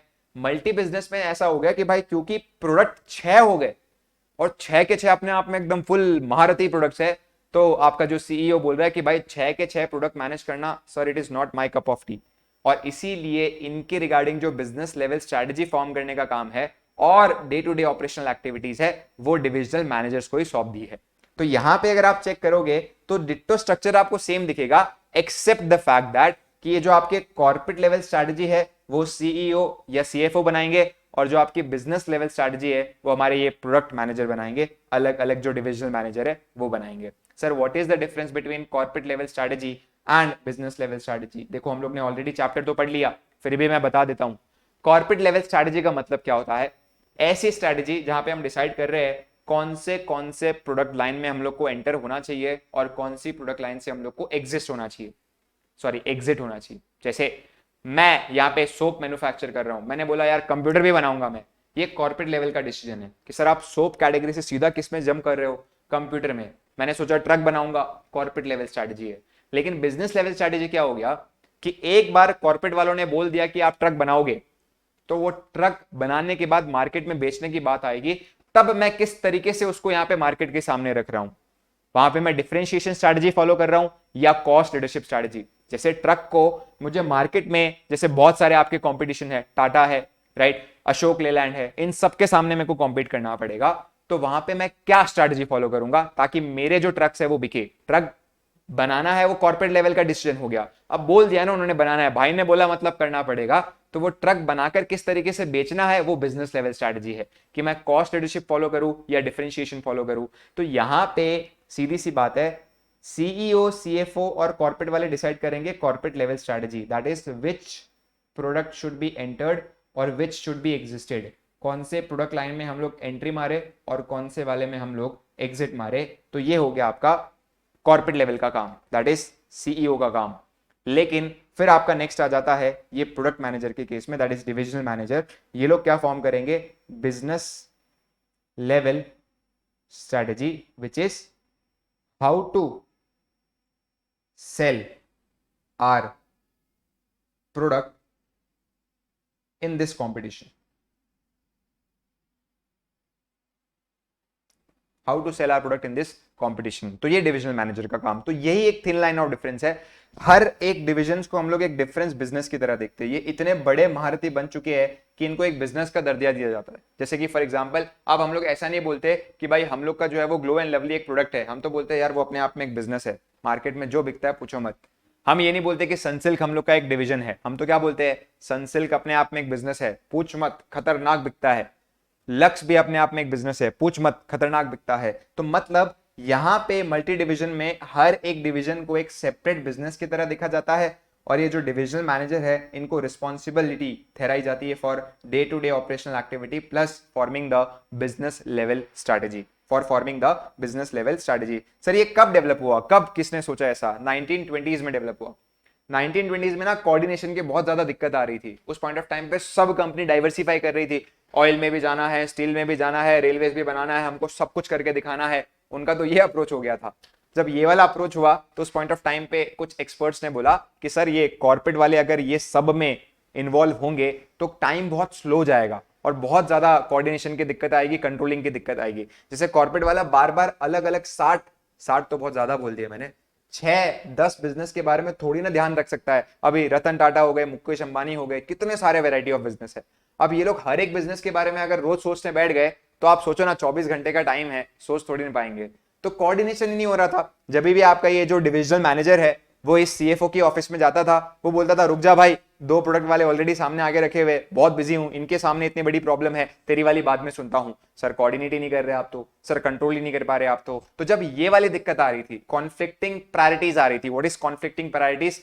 सीईओ के लिए डिसाइड करना पड़ रहा था यार 6 मेरे प्रोडक्ट है, इसमें से कौन सा जरूरी है और किसको एक बार के लिए साइड में रख सकता हूं, समझ नहीं आ रहा, सब जरूरी लग रहे, इसलिए आप तो अपने आप में डिवीजन है ना। तो यहां पे जब इतनी दिक्कतें आ रही थी, और वही बात है ना कि भाई जब कंपनी के अंदर खर्चा लग रहा था, हर डिवीजन का जो खर्चा है वो अलग से नहीं लग रहा था। मतलब मेरी एक ही फैक्ट्री के अंदर क्या हो रहा था, मैं सब कुछ बना रहा था, और उस पॉइंट ऑफ टाइम पे मेरे को बहुत दिक्कत आ रही थी कॉस्ट को अलोकेट करने के लिए। तो वहां पे फिर ऐसे स्ट्रक्चर की नीड आई। जैसे कि फॉर एग्जांपल आप ये समझ लो, इंडिया में हमारी फैक्ट्री है, उसमें लैपटॉप्स भी बन रहे हैं, मोबाइल भी बन रहे हैं। तो लैपटॉप्स और मोबाइल का खर्चा मैं एक साथ करता जा रहा हूं, मेरा बैंक अकाउंट कॉमन है, खर्चा किया खर्चा किया खर्चा किया खर्चा किया।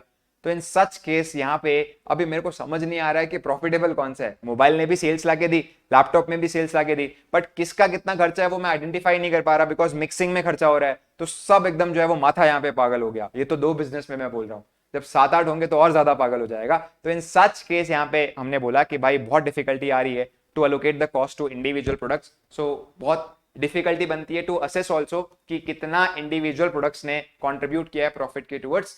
टॉप मैनेजर ये छोटी मोटी जो शॉर्ट रन प्रॉब्लम्स है इसको मैनेज करने में इतना ज्यादा ओवर इन्वॉल्व हो गए कि जो बड़े बड़े मुद्दे हैं उनके लिए तो वो टाइम दे ही नहीं पा रहे थे, जो लॉन्ग टर्म स्ट्रैटेजिक इश्यूज है वो नेग्लेक्ट हो रहे थे। इसीलिए हमारे मल्टी डिवीजन का आगमन हुआ दोस्तों। अब मल्टी डिवीजन जो है वो बेसिकली क्या बोलता है, वो बोलता है पहले तो आप सेपरेट डिवीजन फॉर्म करो, लेकिन हर डिवीजन आपका क्या रिप्रेजेंट करेगा, सेपरेट बिजनेस। सबकी अपनी फंक्शनल हायरार्की होगी, मतलब सबके अपने फंक्शनल मैनेजर्स होंगे। डिविजनल मैनेजर्स आपके डे टू डे ऑपरेशंस के लिए रिस्पॉन्सिबल होंगे, plus BLS business level strategy के लिए भी रिस्पॉन्सिबल होंगे। एक छोटी सी जो कॉर्पोरेट ऑफिस है वो सिर्फ लॉन्ग टर्म स्ट्रैटेजिक डायरेक्शन को डिटरमाइन करेगी कि हम लोग लंबे, अगर लेट्स से की खिलाड़ी है तो आपके जो CEO है, स्मॉल कॉर्पोरेट ऑफिस का मतलब यहाँ पे क्या हो गया, CEO, वो डिसाइड खाली ये करेगा कि भाई आगे जाके किस पाथ पे हम लोग को जाना है। बाकी जो छोटे मोटे आपकी बिजनेस लेवल स्ट्रैटेजी है वो अब डेलीगेट हो चुकी है। यहाँ पे हम लोग फाइनेंशियल कंट्रोल बहुत ज्यादा एक्सरसाइज करते हैं इन सेमी ऑटोनोमस डिवीजन में, मतलब यहाँ पे हम लोग उनका बजट बनाते हैं, फोरकास्ट बनाते हैं, उसके हिसाब से काम करवाते हैं, ऐसा नहीं कि पूरा खुला छोड़ दिया। तो there is a financial control over this semi autonomous division. Semi autonomous का मतलब इंडिपेंडेंट है बट 100% नहीं है, अभी भी थोड़ा सा कंट्रोल हमारे हाथ में ही है। इसीलिए ऑटोनोमस का मतलब होता है इंडिपेंडेंट, सेमी का मतलब मिड में है, राइट। स्ट्रैटेजिक कंट्रोल का मतलब सर क्या होता है, operational understanding of strategies and evaluation. Sir financial control का मतलब preparing cash flows, budget and profit target. ये दो बातें किसके लिए एप्लीकेबल है, कॉर्पोरेट ऑफिस के लिए। कि कॉर्पोरेट ऑफिस का काम खाली अब ये बन जाएगा कि जितने भी मेरे अलग अलग डिविजन्स है, डिविजनल मैनेजर्स है, इनके ऊपर मैं स्ट्रैटेजिक कंट्रोल रखूं और फाइनेंशियल कंट्रोल रखूं। मतलब जैसे मैंने बोला था कि भाई आपकी स्ट्रैटेजी इतना मार्केट में मेरे को पैसा लाके दे देनी चाहिए, उतना लाके दे रही कि नहीं दे रही वो मैं चेक करूं, प्लस एक बार इवैल्यूएट भी कर लूं कि भाई सही से ये लोग जा रहे हैं ना। एंड फाइनेंशियल कंट्रोल का मतलब यही हो गया, कैश फ्लो बनाना, बजट बनाना, प्रॉफिट टारगेट इन अलग अलग मल्टी डिविजन्स के लिए सेट करना। हमारा कॉर्पोरेट ऑफिस इतना जो है वो रह जाएगा। सो देखो यार कितना मस्त यहाँ पे मामला चल रहा था। मामला ये चल रहा था कि हम लोग ने स्टार्ट किया था सिर्फ एक इंडिविजुअल आदमी से जो कि सिंपल स्ट्रक्चर का आदमी था, बोला सब कुछ मैं संभाल लूंगा साहब। फिर बाद में हमको लगा कि भाई ये बंदा बहुत ज्यादा ओवरलोडेड है, तो इसके नीचे हम लोग ने रखे फंक्शनल मैनेजर। फिर ये फंक्शनल मैनेजर भी जब ओवरलोडेड हो गए to manage different different products, तो हम लोग ने फिर क्या कर दिया, अलग अलग प्रोडक्ट्स के लिए अलग अलग फंक्शनल मैनेजर रखा, और ये अलग अलग फंक्शनल मैनेजर को मैनेज करने के लिए डिविजनल मैनेजर रखा। लेकिन अभी भी डिविजनल मैनेजर का काम ऑपरेशनल एक्टिविटीज को मैनेज करना था, जो बिजनेस लेवल स्ट्रैटेजी है वो अभी भी ये ओनर्स वगैरह बना रहे थे।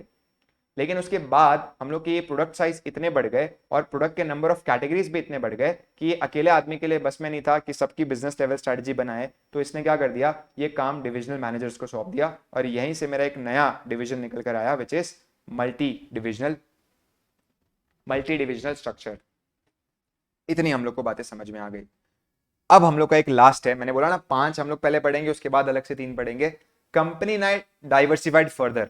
अब देखो भाई HUL के ब्रांड्स, मैंने बोला ना हर 10 में से 9 घरों में HUL का आपको एक ना एक प्रोडक्ट तो मिल ही जाएगा। इनफैक्ट आप भी देख लो, Axe, Lux, Dove, Tresemme, Sunsilk, Vaseline, Lifebuoy, Rexona, Pepsodent, Pond's, Closeup, Breeze, Pears, Horlicks, Lipton, food and refreshment, Comfort. Sir कितनी सारी ब्रांड है। अरे भाई मैं तो बोलता हूँ 70+ होगी ये तो। हो सकता है कि बीच में बंद हो रही है, चालू हो रही है, बंद हो रही है, चालू हो रही है, बट मोटा मोटी जो है वो खतरनाक नंबर ऑफ ब्रांड्स। HUL तो ऐसा है कि भाई ब्रांडिंग के नाम पे ही जाना जाता है, कि ये ऐसा हो गया कि भाई इसके 4 में से 2 ब्रांड्स तो चल ही जाएगी। तो अब यहाँ पे इतनी सारी ब्रांड्स है सर, तो क्या दिक्कत आ रही है सर, मल्टी डिविजनल में कुछ दिक्कत आ रही होगी, इसीलिए आपने SBU का यहाँ पे जिक्र किया। यस, अब मल्टी डिविजन में क्या हो रहा था कि हमारी जो कॉर्पोरेट ऑफिस है वो भी बोल रही थी कि भाई लॉन्ग टर्म स्ट्रेटेजिक डायरेक्शन तो मेरे को ही डिसाइड करना है ना इन सबका, और अभी 70 ब्रांड के लिए भाई तुम लोग तो मेरा काम बढ़ाते जा रहे हो, इतना भी तुम लोग को बड़ा बनने नहीं बोला था। और यहाँ पे अगर मैं हर ब्रांड के लिए एक अपना डिविजनल मैनेजर रखूंगा तो कुछ जगह पे इतनी अच्छी खासी जो सिनर्जी ऑब्टेन की जा सकती है वो तो सिनर्जी यहाँ पे इग्नोर ही हो रही है।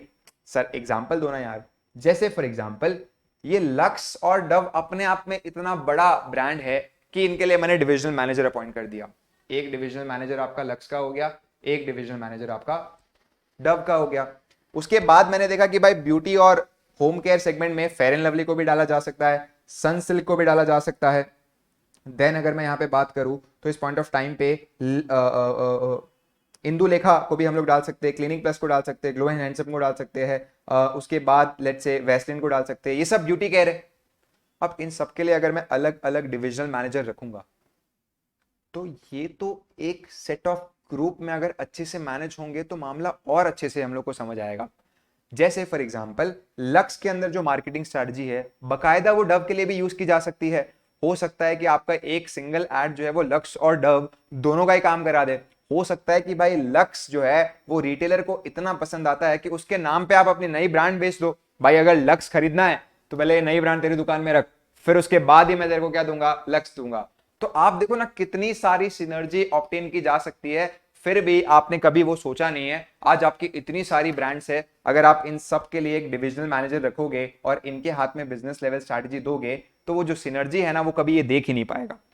और इसीलिए इन सारे के सारे जो अलग अलग अलग अलग अलग अलग ब्रांड्स है इन सब के लिए क्या किया गया, ग्रुपिंग किया गया।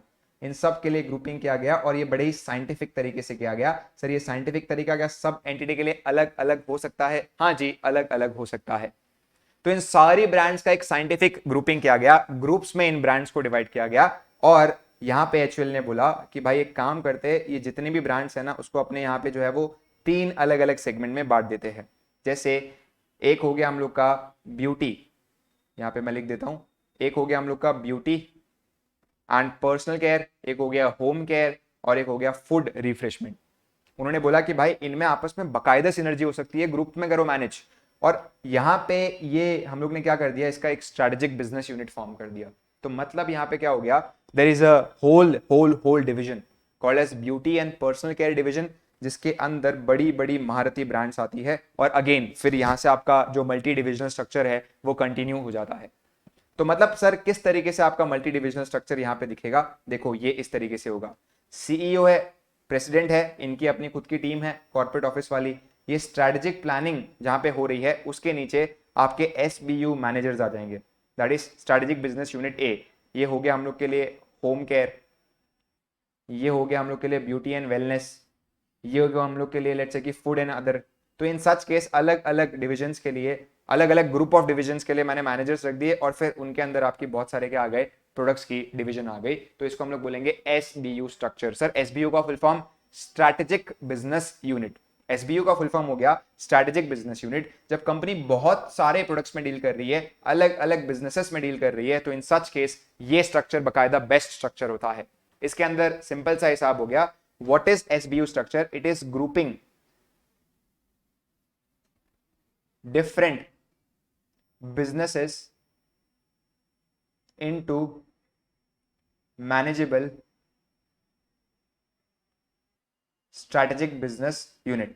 हमारी जो इतनी सारी ब्रांड्स थी इनको हम लोग ने क्या कर दिया, एक ग्रुप में बना दिया और वो ग्रुप के अंडर एक लीडर डाल दिया एसबीयू मैनेजर, जो beauty and personal care division के बारे में बात करेगा। उसके बाद सेम ये जो भी आपके कंफर्ट, व्हील, सर्फ एक्सेल, रिन, ये सब तो ऐसा हो गया ना जो होम केयर के लिए, कपड़े धोने के लिए हो गया या कुछ बर्तन साफ करने के लिए हो गया, तो उसके लिए मैंने एक मैनेजर अपॉइंट कर दिया जिसके अंदर इतनी सारी अलग अलग डिविजन्स आएगी। और उसके बाद एक हो गया आपका food, that is food refreshment, red label, Taj Mahal, three roses, Tata T, sorry Tata T नहीं, ब्रुक बॉन्ड टी, लिप्टन, किसान, ये सब आपके फूड कैटेगरी हो गए, राइट। तो ये आपके 3 हम लोग ने एसबीयूज फॉर्म कर दिए, स्ट्रैटेजिक बिजनेस यूनिट फॉर्म कर दिए और इन एसबीयू के अंदर बहुत सारी ब्रांड्स डाल दी। अब हर एसबीयू की फाइनेंसिंग अलग से होगी और परफॉर्मेंस अलग तरीके से इवैल्यूएट की जाएगी। इस स्ट्रक्चर को हम लोग क्या बोलेंगे, SBU structure, strategic business unit structure. देखो एसबीयू के बाद आपका मल्टी डिविजनल कंप्लीट हो जाएगा, मतलब आप समझ लो कि भाई यहां पे after grouping the same structure हम लोग का मल्टी डिविजन क्या होगा, कंटिन्यू हो जाएगा। जैसे फॉर एग्जांपल इधर सिंपल सा मैं लूं, कॉर्पोरेट ऑफिस आ गई सबसे पहले, वही आपकी सीईओ की जो टीम है वो। कॉर्पोरेट ऑफिस के नीचे आपका आ गया एक तो होम केयर, होम केयर के लिए मैंने एक मैनेजर अपॉइंट कर दिया, ये अपने आप में एक स्ट्रैटेजिक बिजनेस यूनिट हो गया। फिर एक आ गया यहाँ पे आपका लेट्स से कि पर्सनल केयर, एक बार के लिए मैं सब कुछ कंसिडर नहीं कर रहा, एग्जाम्पल के तौर पे यहाँ पे भी हम लोग ने एक एसबीयू मैनेजर बिठा दिया। फिर यहाँ पे होम केयर के अंदर आपके जो है वो लेट्स से कि बहुत सारी डिविजन्स आ गई। जैसे होम केयर की अगर हम बात करें, होम केयर एंड अप्लायंस, तो यहाँ पे आ गया आपका व्हील, सर्फ एक्सेल और डोमेक्स। तो मैंने ये 3 ब्रांड्स के लिए 3 डिवीजन फॉर्म कर दी। व्हील डिवीजन जो अलग मार्केट सेगमेंट को टारगेट करता है, सर्फ एक्सेल और डोमेक्स। फिर इसके नीचे आपकी वो फंक्शनल हायरार्की आ गई, इनका परचेजिंग सेल्स मार्केटिंग वाला अलग होगा, इनका परचेजिंग सेल्स और मार्केटिंग वाला अलग होगा, इनका परचेजिंग सेल्स और मार्केटिंग वाला अलग होगा। सेम बात आपकी पर्सनल केयर के लिए हो गई। लेट्स से कि मैंने यहाँ पे डाल दिया लक्स, यहाँ पे लिख दिया इंदुलेखा और यहाँ पे लिख दिया डव, और फिर इनके अगेन आपकी purchase sales marketing, purchase sales marketing, इस तरीके से। तो मतलब आप समझ लो कि मल्टी डिवीजन से एसबीओ स्ट्रक्चर में अगर मैं आपको डिफरेंशिएशन दूं तो इट्स वेरी सिंपल, कंपनी हद से ज्यादा डाइवर्सिफाइड है और आपके कॉर्पोरेट ऑफिस के बस में नहीं है कि इतनी बड़ी कंपनी का वो डायरेक्शन डिसाइड करे। तो वो लोग क्या करते हैं, थोड़ा सा काम और अपना रिलैक्स करते हैं। गौतम अडानी बोलता है भाई एक काम करते हैं, ये ब्यूटी और पर्सनल केयर अलग से डाल देते हैं। गौतम अडानी तो क्यों बोलेगा, एचयूएल के आपके जो सीईओ है वो बोल दिए कि ब्यूटी एंड पर्सनल केयर अलग से डाल देते हैं, होम केयर को अलग से डाल देते हैं, और साथ ही साथ तीसरा जो फूड रिफ्रेशमेंट है वो अलग से करते हैं। तो अपने अपने 3 बिजनेस हो गए, अपने क्या हो गए अभी 3 बिजनेस हो गए, जिसके अंदर बहुत सारे डिविजन हम मैनेज करते हैं। एक हो गया जो क्या करेगा, ब्यूटी और पर्सनल केयर की बातें करेगा, राइट। तो उसके अंदर आपकी स्ट्रेटजीज अलग वे में डिसाइड होगी, अलग तरीके से डिसाइड होगी, सिनर्जी अलग तरीके से मिलेगी। तो हमारा क्या होगा, हम इन तीनों एसबीओ मैनेजर से खाली मिलेंगे, बाकी ये तीनों एसबीओ मैनेजर डिसाइड करेंगे कि कैसे बिजनेसेस को आगे लेके जाना है जो इनके ग्रुप्स में आते हैं। That is SBO structure, right. तो अब थोड़ा सा हम लोग पहले एसबीओ स्ट्रक्चर को कंप्लीट करते हैं और मैं आपको फिर 2 स्लाइड्स दिखाऊंगा, एक तो अडानी ग्रुप वाली और एक एचयूएल के जो रीसेंट डिसीजंस है उसके बारे में जो हम बात करेंगे वो, राइट। अब देखो इंपॉर्टेंट फीचर, सिंगल बिजनेस, कैसे कि भाई कभी कभार बिजनेस अपने आप में इतना बड़ा है कि वो एक एसबीयू बन जाए, स्ट्रेटेजिक बिजनेस यूनिट बन जाए, जिसकी सारी स्ट्रेटजीज ही अलग से डिसाइड हो, एक अलग डेडिकेटेड आदमी चाहिए जो उसकी स्ट्रेटजीज को डिसाइड करे। सिंगल बिजनेस और group of related business which offer scope for independent planning and feasibly stand alone from the rest of organization, जो ऑर्गेनाइजेशन से डिवीजन पूरा हटके है और जिसकी इंडिपेंडेंट प्लानिंग की जा सकती है। जैसे एचयूएल की ये तीनों ही beauty and personal care, home care और फूड रिफ्रेशमेंट की अलग से प्लानिंग की जा सकती है। दूसरा यहाँ पे फीचर ये हो गया, उसके अपने खुद के कॉम्पिटिटर्स है, हर एक के अपने अपने कॉम्पिटिटर्स है। जैसे कि फॉर एग्जाम्पल यहाँ पे मैं बात करूं फूड रिफ्रेशमेंट की, तो इसका अपना कॉम्पिटिटर हो गया ना, जैसे नेस्ले हो गया, वो यहाँ पे फूड रिफ्रेशमेंट में कॉम्पीट करता है, आईटीसी हो गया वो यहाँ पे कॉम्पीट करता है। तो इनके अपने खुद के सेट ऑफ क्या है, कंपटीशन है। एंड लास्ट में एक मैनेजर है जिसको जिम्मेदारी देके रखी है कि भाई इनकी तो पूरी कॉर्पोरेट प्लानिंग भी आप करो, पूरे एसबीयू की कॉर्पोरेट प्लानिंग भी आप करो, स्ट्रेटेजिक प्लानिंग भी आप करो, प्रॉफिट के लिए आप जिम्मेदार रहोगे और आपको मेक श्योर करना है कि भाई आप प्रॉपर्ली इसका प्रॉफिट कंट्रोल करके रखो, राइट। अब देखो आप आई गेस एसबीओ समझ में आ गया होगा। सम एट्रीब्यूट्स ऑफ एसबीओस मॉड्यूल के 5.39 पेज पे है, तो कुछ इसमें से मैं टिक करा रहा हूं जो हम लोग को पढ़ लेने हैं। जैसे साइंटिफिक तरीके से हम लोग ग्रुपिंग करते हैं ऑफ मल्टीपल बिजनेस की, ताकि फर्म्स प्रॉपर्ली स्ट्रेटेजिक प्लानिंग कर सके। मैंने कहा था ना स्ट्रेटजीज फॉर्म करने में दिक्कत आ रही थी, इतने 70 बिजनेस है उसके लिए, तो हम लोग ने अलग अलग ग्रुप्स बना दिए, हर ग्रुप्स की प्लानिंग क्या होगी, अलग अलग होगी। इससे क्या होगा, क्योंकि आपका एसपीयू जो है वो रिलेटेड बिजनेस को ग्रुप में डिवाइड कर रहा है, तो इनकी प्लानिंग आप बाकी अलग अलग बिजनेसेस को साइड में रख के कर सकते हो। फूड रिफ्रेशमेंट की आप अलग से प्लानिंग कर सकते हो और प्रॉपर्ली इनको भाई जितनी मिलनी चाहिए टाइम उतना मिलेगा, प्लानिंग और प्रायोरिटीज इनकी आप प्रॉपर्ली सेट कर सकते हो। इसके अंदर आप मेनली टास्क में क्या रखते हो, एनालाइज करोगे और सेग्रीगेट करोगे अलग अलग बिजनेसेस को, फिर उनको आप रीग्रुप करोगे into a well defined scientifically business unit, और प्रोडक्ट और बिजनेस यूनिट जो रिलेटेड रहेंगे from the standpoint of function, जिनका काम एक जैसा है, are assembled together as a distinct SBU. आपके जो भी अनरिलेटेड है, मतलब एकदम अलग से ही बिजनेस है, जैसे फॉर एग्जांपल एचयूएल के लिए बिल्डिंग बना रहे हैं, एकदम अनरिलेटेड प्रोडक्ट है, तो वो आप सेपरेटली ट्रीट कर सकते हो, या किसी एसबीयू में अगर कंबाइन करना चाहो तो कंबाइन कर सकते हो। Grouping the business on the SBU line help the firm in strategic planning, vagueness हटाता है, कंफ्यूजन हटाता है, एक क्लैरिटी देता है कि यार अब मैं फूड रिफ्रेशमेंट वाला आदमी हूं, मेरे को अभी ये क्रीम वीम लगाना मेरे को मत बताओ, मेरे को खाने की बात करते हैं अपने, कि कैसे अलग अलग खाने वाले प्रोडक्ट्स मार्केट में ला सकते हैं। तो ये कितना सॉर्टेड बन जाता है, आपकी प्रायोरिटीज कितनी सॉर्टेड बन जाती है। यहाँ पे हर एसबीयू के अपने मिशन होंगे, ऑब्जेक्टिव होंगे और कंपटीशन होंगे। जैसे देखो ना आप, नेस्ले का जो फूड डिवीजन है वो ये ऑब्जेक्टिव रख सकता है, वो ये मिशन रख सकता है, हमारा सॉरी नेस्ले, हाँ ठीक है, नेस्ले का जो फूड डिवीजन है वो ये ऑब्जेक्टिव रख सकता है, हमारा ऑब्जेक्टिव ये कि पूरे दुनिया में कोई भी इंसान भूखा ना मरे। अब एचयूएल का एक इकलौता ऑब्जेक्टिव ये नहीं हो सकता, क्योंकि उसके अंदर तो ब्यूटी केयर भी आ रहा है और यहाँ पे आपका फूड भी आ रहा है, तो इन दोनों के मिशन और ऑब्जेक्टिव अलग रहेंगे। जैसे फूड वाला बोल सकता है कि सर हमारा ऑब्जेक्टिव ये है कि दुनिया में कोई भूखा ना मरे, हमारा मिशन ये है, बट क्रीम थोड़ी ना खाएगा। तो ब्यूटी केयर वाला तो ये वाली बात बोलेगा ना कि सर ये मेरा ऑब्जेक्टिव तो नहीं है, मेरा ऑब्जेक्टिव ये है कि भाई पर्सनल ग्रूमिंग में हमारे ही प्रोडक्ट हो जो सिर्फ यूज किए जाए और किसी के नहीं यूज किए जाए। तो हर एक एसबीयू के अपने मिशन, ऑब्जेक्टिव और स्ट्रेटजीज हो सकती है। हर एसबीयू के अपने सेट ऑफ कंपटीशन है, सबका अपना एक सीईओ रहेगा जो उसकी स्ट्रेटेजिक प्लानिंग के लिए रिस्पॉन्सिबल रहेगा। And SBU might build on similar technology और all provide similar sort of products. ये ग्रुपिंग का बेसिस हो गया कि या तो उनकी टेक्नोलॉजी सेम है या सॉर्ट ऑफ प्रोडक्ट और service same to same offer करते हैं।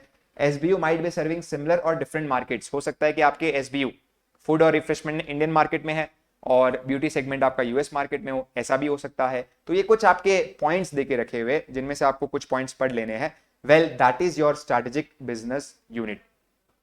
अब थोड़ा सा सर हमने जो इनिशियली डे 1 पे, सॉरी मिनट 1 पे स्टार्ट किया था उसके आती है। मैंने देखो यहाँ पे बोला था आपको, अडानी की अगर हम बात करें तो इन्होंने अलग अलग कंपनीज फॉर्म करके रखी हुई है। They are a sort of following SBU structure.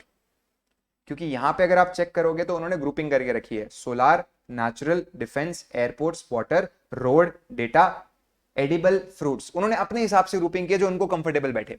But वो अडानी एंटरप्राइज के अंदर आएगी, अपनी उनकी प्लानिंग होगी, अपनी उनकी टीम होगी, इनके अलग अलग डिविजन्स के अपने डिविजनल मैनेजर्स होंगे। लेकिन अडानी एंटरप्राइज के जो कॉर्पोरेट सीईओज है उनसे वो लोग बात करेंगे। अडानी ग्रीन एनर्जी का अपना खुद का हिसाब है। वो बोला कि भाई मेरे अंडर तो सिर्फ क्या आएगा, रिन्यूएबल पावर जनरेशन आएगा। अडानी पोर्ट्स और एसईजेड का अपना हिसाब है, उसमें लॉजिस्टिक्स, पोर्ट्स और इंडस्ट्रियल लैंड्स आ गए। तो इनका अपना सीईओ रहेगा जो सिर्फ ये 4 बिजनेसेस और कैसे पोर्ट के बिजनेस में हम और अच्छा कर सकते हैं उसके बारे में बात करेगा। सेम अडानी पावर और अडानी विल्मार। इनफैक्ट रिसेंटली अगर हम बात करें तो ये जो आपका आर्टिकल है, ये आर्टिकल भी उसी के बारे में बात करता है, which says that Hindustan Unilever की जो पेरेंट कंपनी है सिर्फ Unilever has announced a restructuring. Sanjeev Mehta CEO and MD says that कि reorganisation would work in the favour of Indian unit 2। और ये रीऑर्गेनाइजेशन क्या करके रखा हुआ है? Well the fast moving FMCG behemoth Unilever restructuring will work in the favour of HUL. अब यहाँ पे इन्होंने क्या किया हुआ है वो अगर हम बात करें तो देखो क्या लिखा हुआ है कि पहले तो इन्हें थोड़ा म्यूट कर देते हैं। यहाँ पे लिखा है Unilever after this announcement appointed chairman of HUL Sanjeev Mehta along with the roles has appointed chief people officer। अलग अलग लोगों को हम लोग ने यहाँ पे अपॉइंट किया इस पॉइंट ऑफ टाइम पे। और स्पेसिफिकली अगर हम यहाँ पे बात करें तो इन्होंने यहाँ पे साफ साफ लिखा हुआ है कि Unilever has broken the food and refreshment division into nutrition, ice cream. The division will remain intact at the HUL। देखो बहुत सारी रिस्ट्रक्चरिंग की है। Post restructuring, HUL Beauty and Personal Care Division shared will be called Beauty, Well-being, Personal Care and will be led by Madhusudan Rao. Home Care will remain Home Care and will be led by, देखो इन्होंने अभी, और मैंने आपको food और refreshment बताया तो इन्होंने बोल दिया फूड यार अपने आप में इतना बड़ा बन चुका है, अपना रिफ्रेशमेंट अपने आप में इतना बड़ा चुन गया है, तो आपको रिफ्रेशमेंट को एक अलग एसबीयू की तरह देखना पड़ेगा, फूड को एक अलग एसबीयू की तरह देखना पड़ेगा। सी, और उसके कारण यहाँ पे देखने मिल रहा है कि भाई कुछ इनके जो स्ट्रक्चरल चेंजेस है, there is a job loss of certain amount due to this structural changes। in fact अभी भी इनफैक्ट रिसेंटली जो है वो इनके स्ट्रक्चर में चेंजेस होते ही जा रहे हैं, right. So that is the case कि भाई कंपनीज जो है वो बहुत बारीकी से देखती है जब वो एक्सपांड हो जाती है कि स्ट्रक्चर कौन सा हम लोग यहाँ पे डिसाइड करें। तो सर एक बार 5 को हम लोग कंक्लूड करते हैं, उसके बाद बाकी के 3 पे आते हैं, ठीक है। पहला सिंपल स्ट्रक्चर, अकेला आदमी, छोटा बिजनेस, नंबर ऑफ प्रोडक्ट बहुत ही कम है, सब कुछ मैं संभाल लूंगा, किसी की जरूरत नहीं है। फंक्शनल स्ट्रक्चर, अकेला आदमी, प्रोडक्ट्स कम है लेकिन काम बहुत है, मैं अकेला इतने काम नहीं संभाल पाऊंगा, इसलिए हर काम के लिए खास आदमी, दैट इज परचेज, सेल्स वगैरह वगैरह, हर फंक्शन के लिए खास आदमी। डिविजनल स्ट्रक्चर, प्रोडक्ट्स की वैरायटी थोड़ी सी बन चुकी है, बढ़ चुकी है, तो आपके फंक्शनल मैनेजर अलग अलग प्रोडक्ट्स को मैनेज नहीं कर पा रहे, इसलिए हर प्रोडक्ट के लिए एक डिविजनल मैनेजर है और वो डिविजनल मैनेजर के नीचे आपके बहुत सारे फंक्शंस के लोग आ रहे हैं। बट ये डिविजनल मैनेजर्स क्या बिजनेस कैसे करेगा उसके बारे में बात तो हमसे करता रहेगा, ये खाली डे टू डे ऑपरेशंस के लिए हम लोग ने रखा हुआ है। बाकी मेन बिजनेस लेवल स्ट्रेटजी अभी भी कॉर्पोरेट ऑफिस पे ही बन रही है। बिजनेस और फैल गया, अलग अलग जगह पे आ गए, इट कैन बी 70 कंट्री और इट कैन बी बहुत सारे प्रोडक्ट्स, तो हम लोग ने हर एक डिवीजन को नाम दे दिया, आप तो एक बिजनेस हो हमारे लिए, आपके लिए हम लोग एक अलग से पूरा का पूरा डिविजनल मैनेजर तो रख ही रहे हैं, लेकिन ये जो पूरा बिजनेस है वो संभालने की जिम्मेदारी अब इस डिविजनल मैनेजर की। हमारा काम सिर्फ इतना रहेगा कि तुम्हारी स्ट्रैटेजीज को हम लोग एक बार ओवरव्यू करता रहे और अलग अलग बिजनेसेस में जाने के लिए डिसीजंस लेते रहे। ये कौन बोल रहा है? सीईओ बोल रहा है। बाकी डिविजनल मैनेजर बोल दिए कि सर जो आपकी बिजनेस लेवल स्ट्रैटेजी है ना वो हमारे कंधों पे। एंड देन आगे आपका लास्ट एसबीयू स्ट्रक्चर जो बोलता है इतना फैल गए अपने, इतना फैल गए कि सीईओ भी डिसाइड नहीं कर पा रहे कि भाई प्रॉपर्ली टाइम नहीं दे पा रहे, इतना बड़ा डाइवर्सिफाइड बिजनेस है, तो हम लोग क्या करते हैं, आप समझ लो अलग अलग कंपनीज आप फॉर्म कर रहे हो, अलग अलग डिविजन्स को ग्रुप करके, ये सारे एक कैटेगरी में डाल सकते हैं, ये सारे एक कैटेगरी में डाल सकते हैं, और इस तरीके से जो स्ट्रेटेजिक प्लानिंग की जिम्मेदारी है वो भी हम लोग कुछ हद तक सौंप देते हैं इन एसबीयू मैनेजर्स के ऊपर। तो एक लाइन और ऐड हो रही है, corporate level, SBU level manager, divisional manager, functional manager, इस तरीके से आपकी जो है वो यहाँ पे सीक्वेंस चल रही है। अब हमारे 3 अलग अलग मॉडर्न स्ट्रक्चर बन जाते हैं, network structure, hourglass structure, and last is matrix structure. Network, hourglass और मैट्रिक्स, ये नए लेवल के स्ट्रक्चर हो गए। पिछला वाला जो पढ़ा है उसके साथ इनको लिंक करने की ऐसे कोई नीड नहीं है, एकदम अलग से ही है। Sir what is network structure? बहुत ही मस्त है, आज के टाइम पे यही होता है।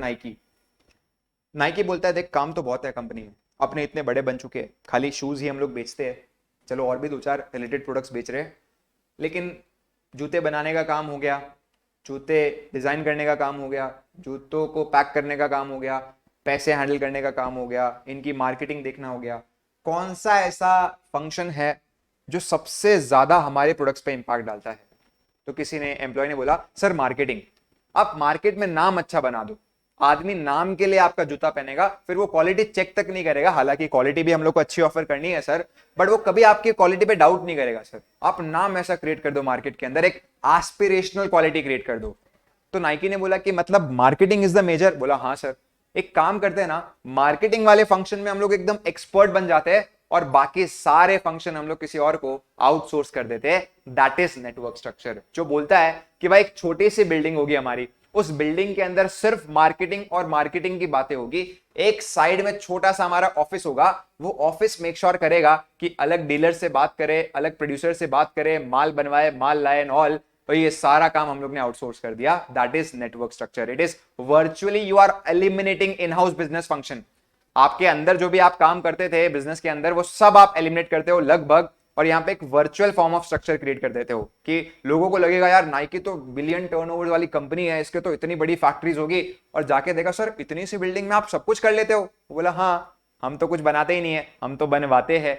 हम यहाँ पे सेल्स के टाइम पे भी जो है वो एज एन डीलर्स को ही आउटसोर्स करके रखे हुए हैं, तो सारा काम आउटसोर्स है। तो सर आप करते क्या हो? इन सबको कोऑर्डिनेट करते हैं और साथ ही साथ हमारी मार्केटिंग पे ध्यान देते हैं। इसीलिए हम लोग यहाँ पे जो है वो बोलते हैं ना, बहुत ही अच्छा कोड था कि यार जूते तो कोई भी बना लेगा, लेकिन जूतों के साथ एक इमेज हम लोग को बनानी थी। और इसलिए नाइकी के जो आपके बिजनेसमैन है, उन्होंने बोला कि सही जूता बनाना हमारी जिम्मेदारी नहीं है, हमें सही टैलेंट को फाइंड करना हमारी जिम्मेदारी है। अगर हम लोग ने लेट्स से कि टैलेंट स्पॉट कर लिया, for example Indian cricket team में हम लोग ने बोल दिया कि यार ये उभरता हुआ टैलेंट है और बहुत अच्छा खेलेगा, इसी टाइम पे इसके साथ हम लोग 10 साल की डील कर लेते हैं कि तू नाइकी के शूज पहनेगा, नाइकी का सब कुछ जो है वो एज इन पहन के उतरेगा, और तुझे जो है वो हम लोग एक अच्छी खासी रकम देंगे। ये बंदा इजीली अभी सस्ते में मान जाएगा, बट इस एस्पिरेशन को हम लोग ने अगर कनेक्ट कर दिया ना, तो लोग इसको पसंद करते हैं, तो हमारे जूते को बाय डिफॉल्ट पसंद करेंगे, हमारी ब्रांड को बाय डिफॉल्ट पसंद करेंगे। तो we are not into product manufacturing business, जूते तो कोई भी आके कल अच्छा बना लेगा। We are into finding the talent business, कि अच्छा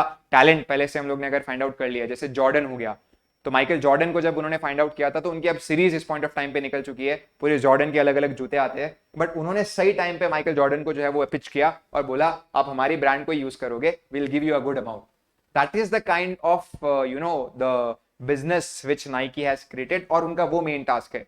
तो उन्होंने बोला यार वर्चुअल ऑर्गेनाइजेशन रखेंगे, हम लोग कोलैबोरेट करेंगे अलग अलग नॉन हायरार्की वाली कॉब वेब नेटवर्क से। ना what is cobweb networks? कि भाई इतने सारे हम लोग के डीलर्स होंगे, इतने सारे मैन्युफैक्चरर्स होंगे अलग अलग जगह पे, चाइना में सस्ता पड़ता है चाइना से बनवा लेंगे, इंडिया में सस्ता पड़ता है वहां पे आउटसोर्स कर लेंगे, बट हम लोग यहाँ पे इनकी कोई हायरार्की नहीं होगी कि ये ऊपर आता है ये नीचे आता है, एकदम नॉन हायरार्की है, कोई हायरार्की नहीं है। These are cobweb networks.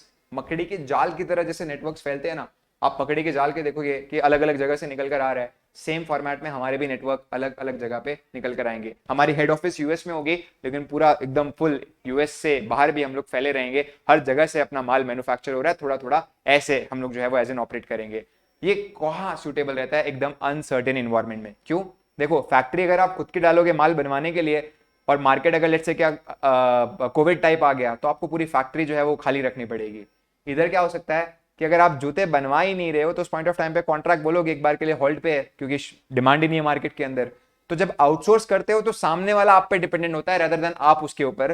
तो उसको बोल सकते हो भाई अभी मार्केट सही नहीं चल रहा, अनसर्टेन है, अभी नहीं बनवाऊंगा, जब सही चल रहा है तब बनवा लेना। स्ट्रॉन्ग नीड ऑफ इनोवेशन, आपको जब सिर्फ R&D पे ध्यान देना है, आप बोलते हो कि यार मेरे कंपनी मोबाइल मैन्युफैक्चरिंग में, माल तो मोबाइल कोई भी बना के दे देगा, but we are into innovation, अलग अलग चीजें इनोवेट करते रहनी है, तो इन सच केस ये बहुत अच्छा है जहां पे क्विकली आपको इनोवेशन को रिस्पॉन्ड करना है। प्रोजेक्ट बेस्ड हायरिंग, आप यहाँ पे हायरिंग जो है वो प्रोजेक्ट के बेसिस पे करते हो, एक सैलरी एम्प्लॉय को नहीं रखते कि भाई तू परमानेंट मेरे लिए काम करेगा, प्रोजेक्ट के बेसिस पे अपने जो है वो एज एन काम करते हैं। वर्टिकली इंटीग्रेट नहीं होते, पहले से वर्टिकली इंटीग्रेट नहीं होते मतलब अब मैं इतना ध्यान नहीं देता कि यार मैं जब शूज बना रहा हूं तो रबर तो मैं किसी और से ले रहा हूं, तो क्यों ना मैं खुद ही रबर बनाने चालू कर दूं, मैं तो क्या बोल रहा हूं, शूज ही कोई और बनाए। तो यहाँ पे रबर की बात ही नहीं आती है, वर्टिकल इंटीग्रेशन होगा ही नहीं, ना आप अपने बैकवर्ड में जाओगे ना फॉरवर्ड में जाओगे, आप बोलोगे इन सप्लायर के साथ और इन डिस्ट्रीब्यूटर के साथ मैं लॉन्ग टर्म कॉन्ट्रैक्ट में एंटर हो जाता हूं और फिर एकदम काम चालू करता हूं।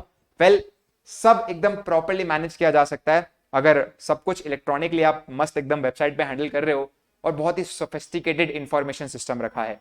जैसे आउटसोर्सिंग के टाइम पे भी हम लोग को मेक श्योर करना है कि माल टाइम पे बने और अच्छी क्वालिटी का बने। तो मेरा अगर सिस्टम एकदम मस्त रहेगा, तरीका काम करने का एकदम मस्त रहेगा ना, इंफॉर्मेशन कलेक्ट करने का, तो भाई पूछो मत, ये आपका जो बाय ओवर मेक का डिसीजन है कि भाई बनाने से अच्छा खरीदते हैं, वो एकदम जस्टिफाइड डिसीजन माना जाएगा। एंड यहाँ पे सिंपल सा हो गया कि हमारी ये जो एक बिल्डिंग है, function are not located in single building और geographical areas, they are scattered.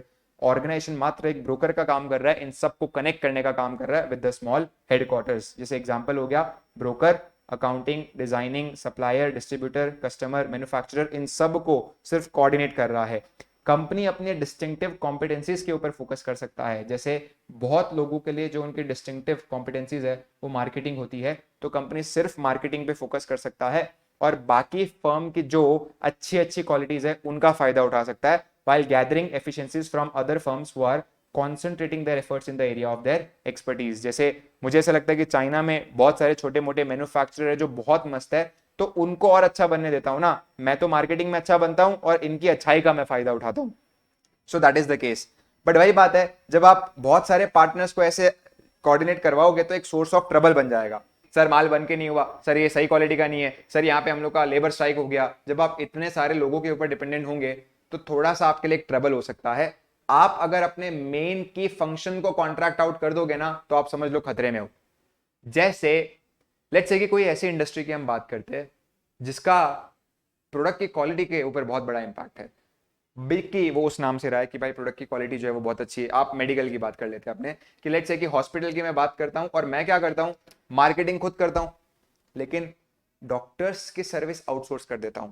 कोई कस्टमर आता है बोलता है कि सर मेरे को ये चेक कराना है, मैं बोलता हूँ हमारे पास बहुत सारे पहचान में डॉक्टर है, उनमें से एक को मैं, सर पहचान में मतलब आप करो ना, आपका मेडिकल है, आपका वो मेन काम है। तो जब आप मेन फंक्शन को कॉन्ट्रैक्ट आउट कर दोगे तो भाई इस पॉइंट ऑफ टाइम पे आपके लिए बहुत मुश्किल हो जाएगा। तो risk of choosing wrong function and getting over specialise in it, मतलब कुल मिला के ऐसा हो गया कि भाई आपने एक तो गलत फंक्शन चूज कर लिया और उसमें आप ओवर स्पेशलाइज हो रहे हो, तो आपके लिए खतरा है। आपको मेक श्योर करना है कि अगर आपका की फंक्शन मार्केटिंग है तो उसमें आप एक्सपर्ट बनो। एक स्कूल वाला कैंटीन आउटसोर्स कर सकता है, पढ़ाई आउटसोर्स नहीं कर सकता, वो उसका मेन फंक्शन है। और लास्ट हो गया कि भाई कभी कभार काम खुद करते हैं ना तो बहुत सारी सिनर्जीज हमें पता चलती है, वो पता नहीं चल पाएगी जब हम लोग चीजों को आउटसोर्स करेंगे। जैसे कि फॉर एग्जांपल अगर मेरा इन हाउस ही प्रोडक्शन हो रहा है, इन हाउस ही रिसर्च हो रहा है, तो उस केस में जब प्रोडक्शन और रिसर्च वाला साथ में बैठेगा तो बहुत सारी नई नई चीजें बताई जा सकती है जो प्रोडक्शन में की जा सकती है। बट यही अगर मैं सिर्फ रिसर्च पे ध्यान दे रहा हूं और मेरा प्रोडक्शन आउटसोर्स होकर रखा है तो इन दोनों में वो कभी बात हो ही नहीं पाएगी और उसके कारण जो सिनर्जी वाले बेनिफिट है, ये दोनों ने मिलकर कुछ यहाँ पे एज इन कारनामा किया, वो बेनिफिट कभी आ ही नहीं पाएगा। तो that is the whole network structure. आसान भाषा में it is outsourcing forming non hierarchy structure with the cobweb networks. हमारा कॉर्पोरेट ऑफिस सिर्फ हमारे स्पेशलाइज्ड फंक्शन को संभालेगा, बाकी सारा काम हम लोग ने लोगों के ऊपर सौंप के रखा हुआ है।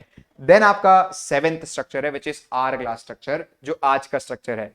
कहते हैं कि आज के टाइम पे जो आपकी टेक्नोलॉजी है, जो आपके सॉफ्टवेयर है, जो आपकी कंपनीज है, जो आर्टिफिशियल इंटेलिजेंस है, उन्होंने इंफॉर्मेशन को प्रोसेस करने का जो काम है वो इतना ज्यादा सिंप्लीफाई कर दिया है कि आपके मिडिल मैनेजमेंट की जो जरूरत है वो कम होती जा रही है। क्योंकि मिडिल मैनेजमेंट का पहले काम ये रहता था कि लोअर लेवल से जो भी इंफॉर्मेशन आई है उस इंफॉर्मेशन को सॉर्ट करे, सॉर्ट करने के बाद टॉप मैनेजमेंट को जो इंफॉर्मेशन चाहिए उस वे में बना के दे, थोड़ा बहुत मैनिपुलेट भी करके दे। तो यहाँ पे ये सारा काम तो आजकल जो है वो एज इन बहुत सारे सॉफ्टवेयर भी कर लेते हैं कि लोअर लेवल मैनेजमेंट ने ये इंफॉर्मेशन इनपुट के तौर पे डाला और उसकी रिपोर्ट जो है वो निकल कर आई और टॉप वाले ने ले ली। तो इन सच केस जैसे टैली हो गया ना कि इस पॉइंट ऑफ टाइम पे ऐसा है कि पहले ऐसा होता था कि मेरे को एक आदमी लगता था जीएसटी कैलकुलेट करने में, आजकल तो आप टैली पे बिल डालो आपका जीएसटी ऑटोमेटिकली आ जाएगा। तो आपके जो इंफॉर्मेशन टेक्नोलॉजी है उसने जो एनालिसिस वाले रोल है वो धीरे धीरे कम कर दिए और उसके कारण टॉप मैनेजमेंट तो उतनी साइज में है, लोअर लेवल मैनेजमेंट भी उतनी साइज में है, बट मिडिल का रोल कम होता जा रहा है। तो ये आपका आर ग्लास स्ट्रक्चर की तरह दिखेगा। आर ग्लास स्ट्रक्चर अगर आपने देखा रहेगा तो वो घड़ियाल होता है कि जिसमें आप ऐसे उल्टा रखोगे तो मिट्टी धीरे धीरे धीरे धीरे नीचे आती है। तो ये आर ग्लास स्ट्रक्चर में आपके टॉप मैनेजमेंट जो है वो बहुत ही लार्ज इन नंबर्स होगा, मिडिल मैनेजमेंट बहुत ही फ्यू और लोअर लेवल मैनेजमेंट भी बहुत ही लार्ज। तो आपका जो रोल ऑफ मिडिल मैनेजमेंट है वो रिप्लेस कर दिया जाएगा बाय टेक्नोलॉजिकल टूल्स और इस पॉइंट ऑफ टाइम पे आपकी जो मिडिल मैनेजमेंट है वो बहुत ही शॉर्ट रहेगी, नैरो रहेगी। और क्योंकि आपकी जो आईटी है उसमें बढ़ावतरी हो रही है, मैनेजमेंट का जो काम है वो पूरा का पूरा आजकल इंफॉर्मेशन टेक्नोलॉजी करके दे रहा है, इसलिए। तो इसीलिए क्या होता था कि पहले जो ट्रेडिशनल मैनेजर्स हायर किए जाते थे मिडिल वाले वो स्पेशलिस्ट होते थे जिनको हर काम में बहुत कुछ आता है, ऐसा नहीं था, वो अपने काम में एकदम एक्सपर्ट होते थे। जैसे फाइनेंस मैनेजर जो था वो इस पॉइंट ऑफ टाइम पे बोलता था कि भाई फाइनेंस की रिपोर्ट्स को एनालाइज करना मुझसे बेहतर कोई नहीं जानता। बट अभी क्योंकि सॉफ्टवेयर ये सब करके दे रहा है तो हम लोग को बस खाली कुछ ऐसे आदमी चाहिए जो कोऑर्डिनेट करवाना अच्छे से जानते हो, काम करवाना अच्छे से जानते हो। तो आपके आर ग्लास में जो मिडिल मैनेजर है वो एक जर्नलिस्ट का काम करते हैं, स्पेशलिस्ट का काम नहीं करते, वो वाइड वैरायटी ऑफ टास्क को परफॉर्म करते हैं। ऐसा नहीं कि एक काम में अच्छे, बहुत काम में अच्छे रहेंगे और लोअर लेवल से कोऑर्डिनेट करने का खाली काम करते हैं। इसके कारण कॉस्ट कम हो गई है क्योंकि number of middle managers reduce हुए और रिस्पॉन्सिवनेस बढ़ गई है बिकॉज लोअर ने डेटा जो भी सबमिट किया तुरंत वो टॉप वालों के लिए क्या रहता है, एकदम रेडी रहता है और इसलिए जल्दी से डिसीजंस भी लिया जा सकता है, सिंप्लीफाइड डिसीजन मेकिंग। बट इसके कुछ खामियां हैं। खामियां क्या है सर?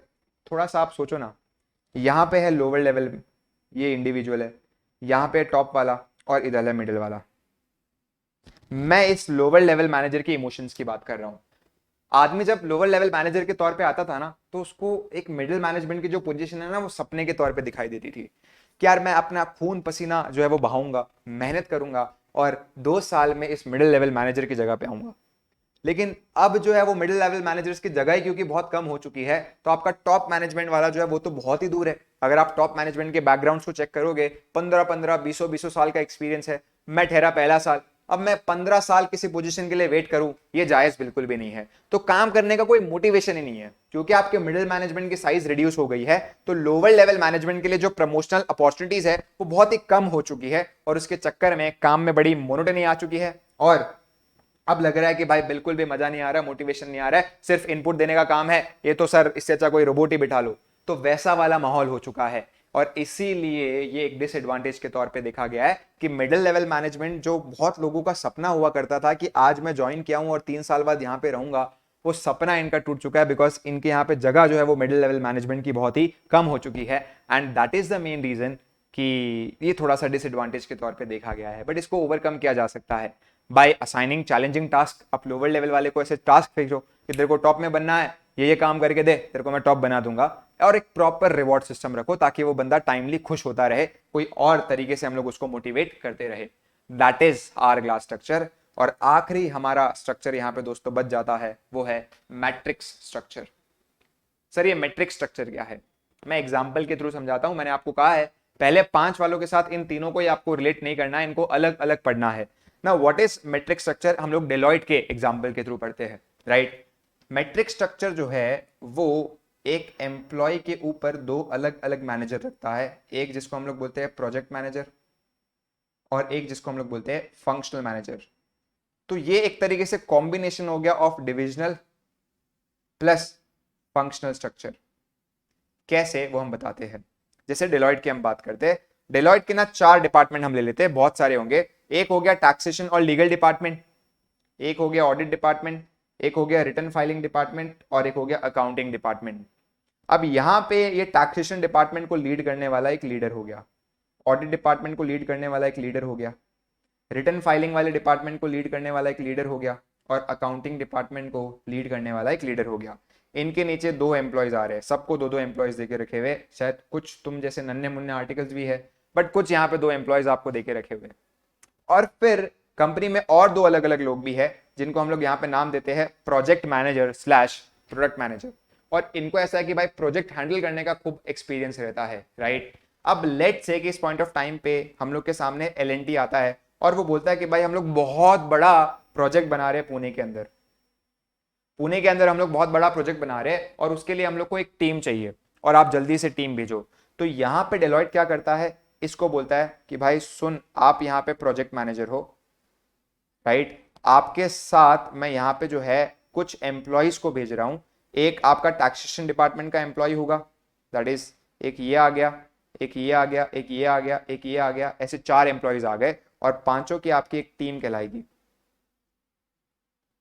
आप इन्हें जो है वो लीड करोगे, लेकिन साथ ही साथ इनके जो भी बॉस है उनके साथ आप कोऑर्डिनेशन में रहोगे और ये लोग आपको भी रिपोर्ट करेंगे प्लस बॉस को भी रिपोर्ट करेंगे। तो ये हो गया आपका मैट्रिक्स स्ट्रक्चर। मैट्रिक्स स्ट्रक्चर में ऐसा हो गया कि हॉरिजॉन्टली भी उनको जो है वो एज एन एम्प्लॉयज को रिपोर्टिंग करनी है और ये तो वर्टिकली हो गया, और वर्टिकली प्लस हॉरिजॉन्टली दोनों ही रिपोर्टिंग करनी है। मतलब ये हमारे जो एम्प्लॉयज है ये बोलेंगे सर हमारे टैक्स वाले लीड को तो मेरे को रिपोर्ट करना ही है प्लस प्रोजेक्ट मैनेजर को भी रिपोर्ट करना है। ऑडिट वाला भी यही बोलेगा एम्प्लॉय कि सर मेरे को ऑडिट वाले लीडर को रिपोर्ट तो करना ही है प्लस प्रोजेक्ट मैनेजर को भी करना है। तो ये मैट्रिक्स स्ट्रक्चर सर क्यों जरूरी है? बहुत बार ऐसे होते हैं कि भाई चीजें जो है वो प्रोजेक्ट बेसिस पे की जाती है, तो इन सच केस बनी बनाई ऐसे हम लोग के पास अगर टीमें रेडी होना तो मामला बहुत ही सॉर्टेड रखता है। जैसे L&T आगे बोला हमारा एक प्रोजेक्ट है, हमको टीम चाहिए जो पूरा सीए वाला काम संभाल ले। हमने बोला 2 मिनट का टाइम दो सर। एक प्रोजेक्ट मैनेजर को बुलाया, भाई एक प्रोजेक्ट आ रहा है तेरे साथ मैं 4 जन भेजने वाला हूं। मैंने हर डिपार्टमेंट को फोन लगाया, उन सबके कुछ एम्प्लॉयज आए, इन सबकी टीम बनाई और भेज दिया। प्रोजेक्ट मैनेजर इन सबका काम कोऑर्डिनेट करवाएगा और ये सारे जो भी नीचे के जन हैं वो क्या करेंगे, डेली शाम को जाके अपने अपने लीडर को रिपोर्ट करेंगे कि आज इन्होंने क्या क्या किया, और वहां पे कहीं लीडर की लेट से की एक्सपर्टीज लगती है तो वो एक्सपर्टीज का यूज करेंगे। प्रोजेक्ट मैनेजर को भी लीडर की बात माननी पड़ेगी प्लस इन लीडर्स को भी प्रोजेक्टर मैनेजर की बात माननी पड़ेगी। तो दैट इज कि भाई ये एक ऐसा स्ट्रक्चर हो गया जो फंक्शनल की स्टेबिलिटी प्रोवाइड करता है और ये आपके जो प्रोडक्ट फॉर्मेशन है उसकी फ्लेक्सिबिलिटी प्रोवाइड करता है। मतलब इसके अंदर डिविजनल स्ट्रक्चर की फ्लेक्सिबिलिटी भी है और फंक्शनल स्ट्रक्चर की स्टेबिलिटी भी है। ये जो आपके फंक्शनल जो भी अलग अलग लोग हैं इनको होम डिपार्टमेंट बोला जाता है, जो कि परमानेंट नेचर के होते हैं। प्रोजेक्ट मैनेजर आते जाएंगे बट ये डिपार्टमेंट आपके वहीं के वहीं रहेंगे, right. Each employ will have to superior और उनको रिपोर्ट करना पड़ेगा। यहाँ पे ये यूजुअली कहाँ पे यूज होता है, हेल्थ केयर, रिसर्च और डिफेंस। जैसे हेल्थ केयर का एग्जांपल ले लो कि कोई कॉम्प्लिकेटेड केस आगे रखा हुआ है जहाँ पे मेरे को किडनी स्पेशलिस्ट की भी जरूरत चाहिए, मुझे यहाँ पे हार्ट स्पेशलिस्ट की भी जरूरत चाहिए, लंग्स वाले की भी जरूरत चाहिए। तो इन सच केस ये वाली चीजें यूज हो सकती है कि जहाँ पे अलग अलग स्पेशलिस्ट को आप बुलाओ और एक मेन डॉक्टर रहे जो इन सब का काम कोऑर्डिनेट करवाए। इजी टू शट और open any project for effective matrix structure. Proper planning चाहिए भाई, इन सबको प्रॉपर ट्रेनिंग देना पड़ेगा। सब लोगों का रोल्स बहुत क्लियर होना चाहिए, नहीं तो झगड़ा हो जाएगा। जैसे एम्प्लॉयज जो है अगर वो प्रोजेक्ट मैनेजर से कोई बात सुनकर आएंगे और डिविजनल मतलब प्रोजेक्ट मैनेजर से कोई बात सुनकर आएंगे और टैक्सेशन वाला बंदा टैक्सेशन से भी बात सुन के आएगा। जैसे आप ले लो नाम विशाल, अब मेरे को टैक्सेशन वाले को भी जवाब देना है और प्रोजेक्ट वाले को भी जवाब देना है। उसने बोला कि भाई काम इस तरीके से करेंगे, प्रोजेक्ट वाला बोलता है काम अलग तरीके से करेंगे। तो वहां पे क्लियरली यहाँ पे एक प्रॉपरली जो है वो गाइडेंस होनी चाहिए कि एम्प्लॉय किसकी बात मानेगा, कि किसका कहाँ रोल है।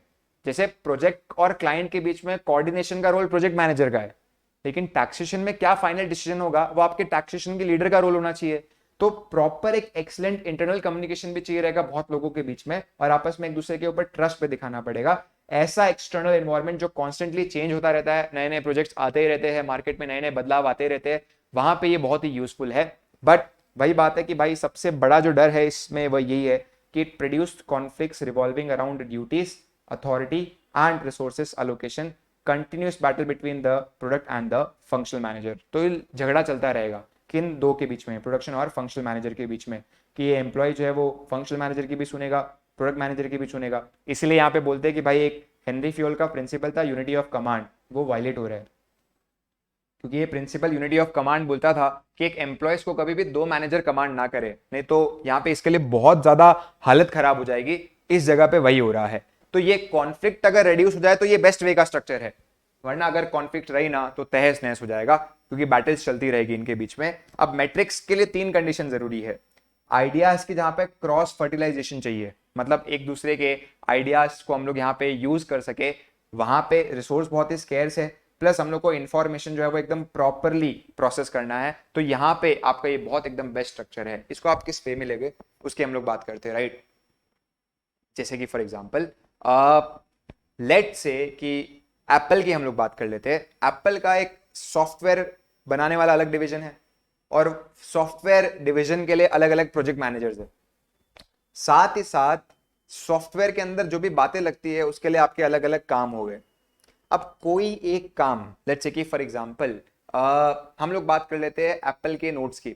अब एप्पल नोट्स के ऐप में अगर कोई अपडेट आई हुई है, अगर वो सेम अपडेट किसी और ऐप में यूज कर दी जाए तो मजा ही आ जाए। तो जब ऑर्गेनाइजेशन ऐसे फैली रहती है तो एक जगह पे जो अपडेट आके रखी रहती है उसका फायदा दूसरी जगह पे नहीं उठाया जा सकता, बिकॉज पता ही नहीं रहता है कि क्या दूसरी जगह पे भी इसको यूज किया जा सकता है क्या। बट जब ये मेट्रिक स्ट्रक्चर रहेगा ना तो मामला एकदम सॉर्टेड रहेगा। जैसे एप्पल ने क्या कर दिया, कैमरा का एक क्या कर दिया, एज एन डिवीजन फॉर्म कर दिया कि भाई तेरा काम रहेगा कि कैमरा जितने भी है वो सब तू बनाएगा। और फिर एक प्रोजेक्ट मैनेजर है जो किसी प्रोजेक्ट पे काम कर रहा है और लेट्स से कि वो नया मैकबुक बना रहा है। अब कैमरा डिवीजन ने अभी रिसेंटली फोन वाला जो प्रोजेक्ट है उसके ऊपर एकदम मस्त यहाँ पे अपडेट लाई कैमरा की।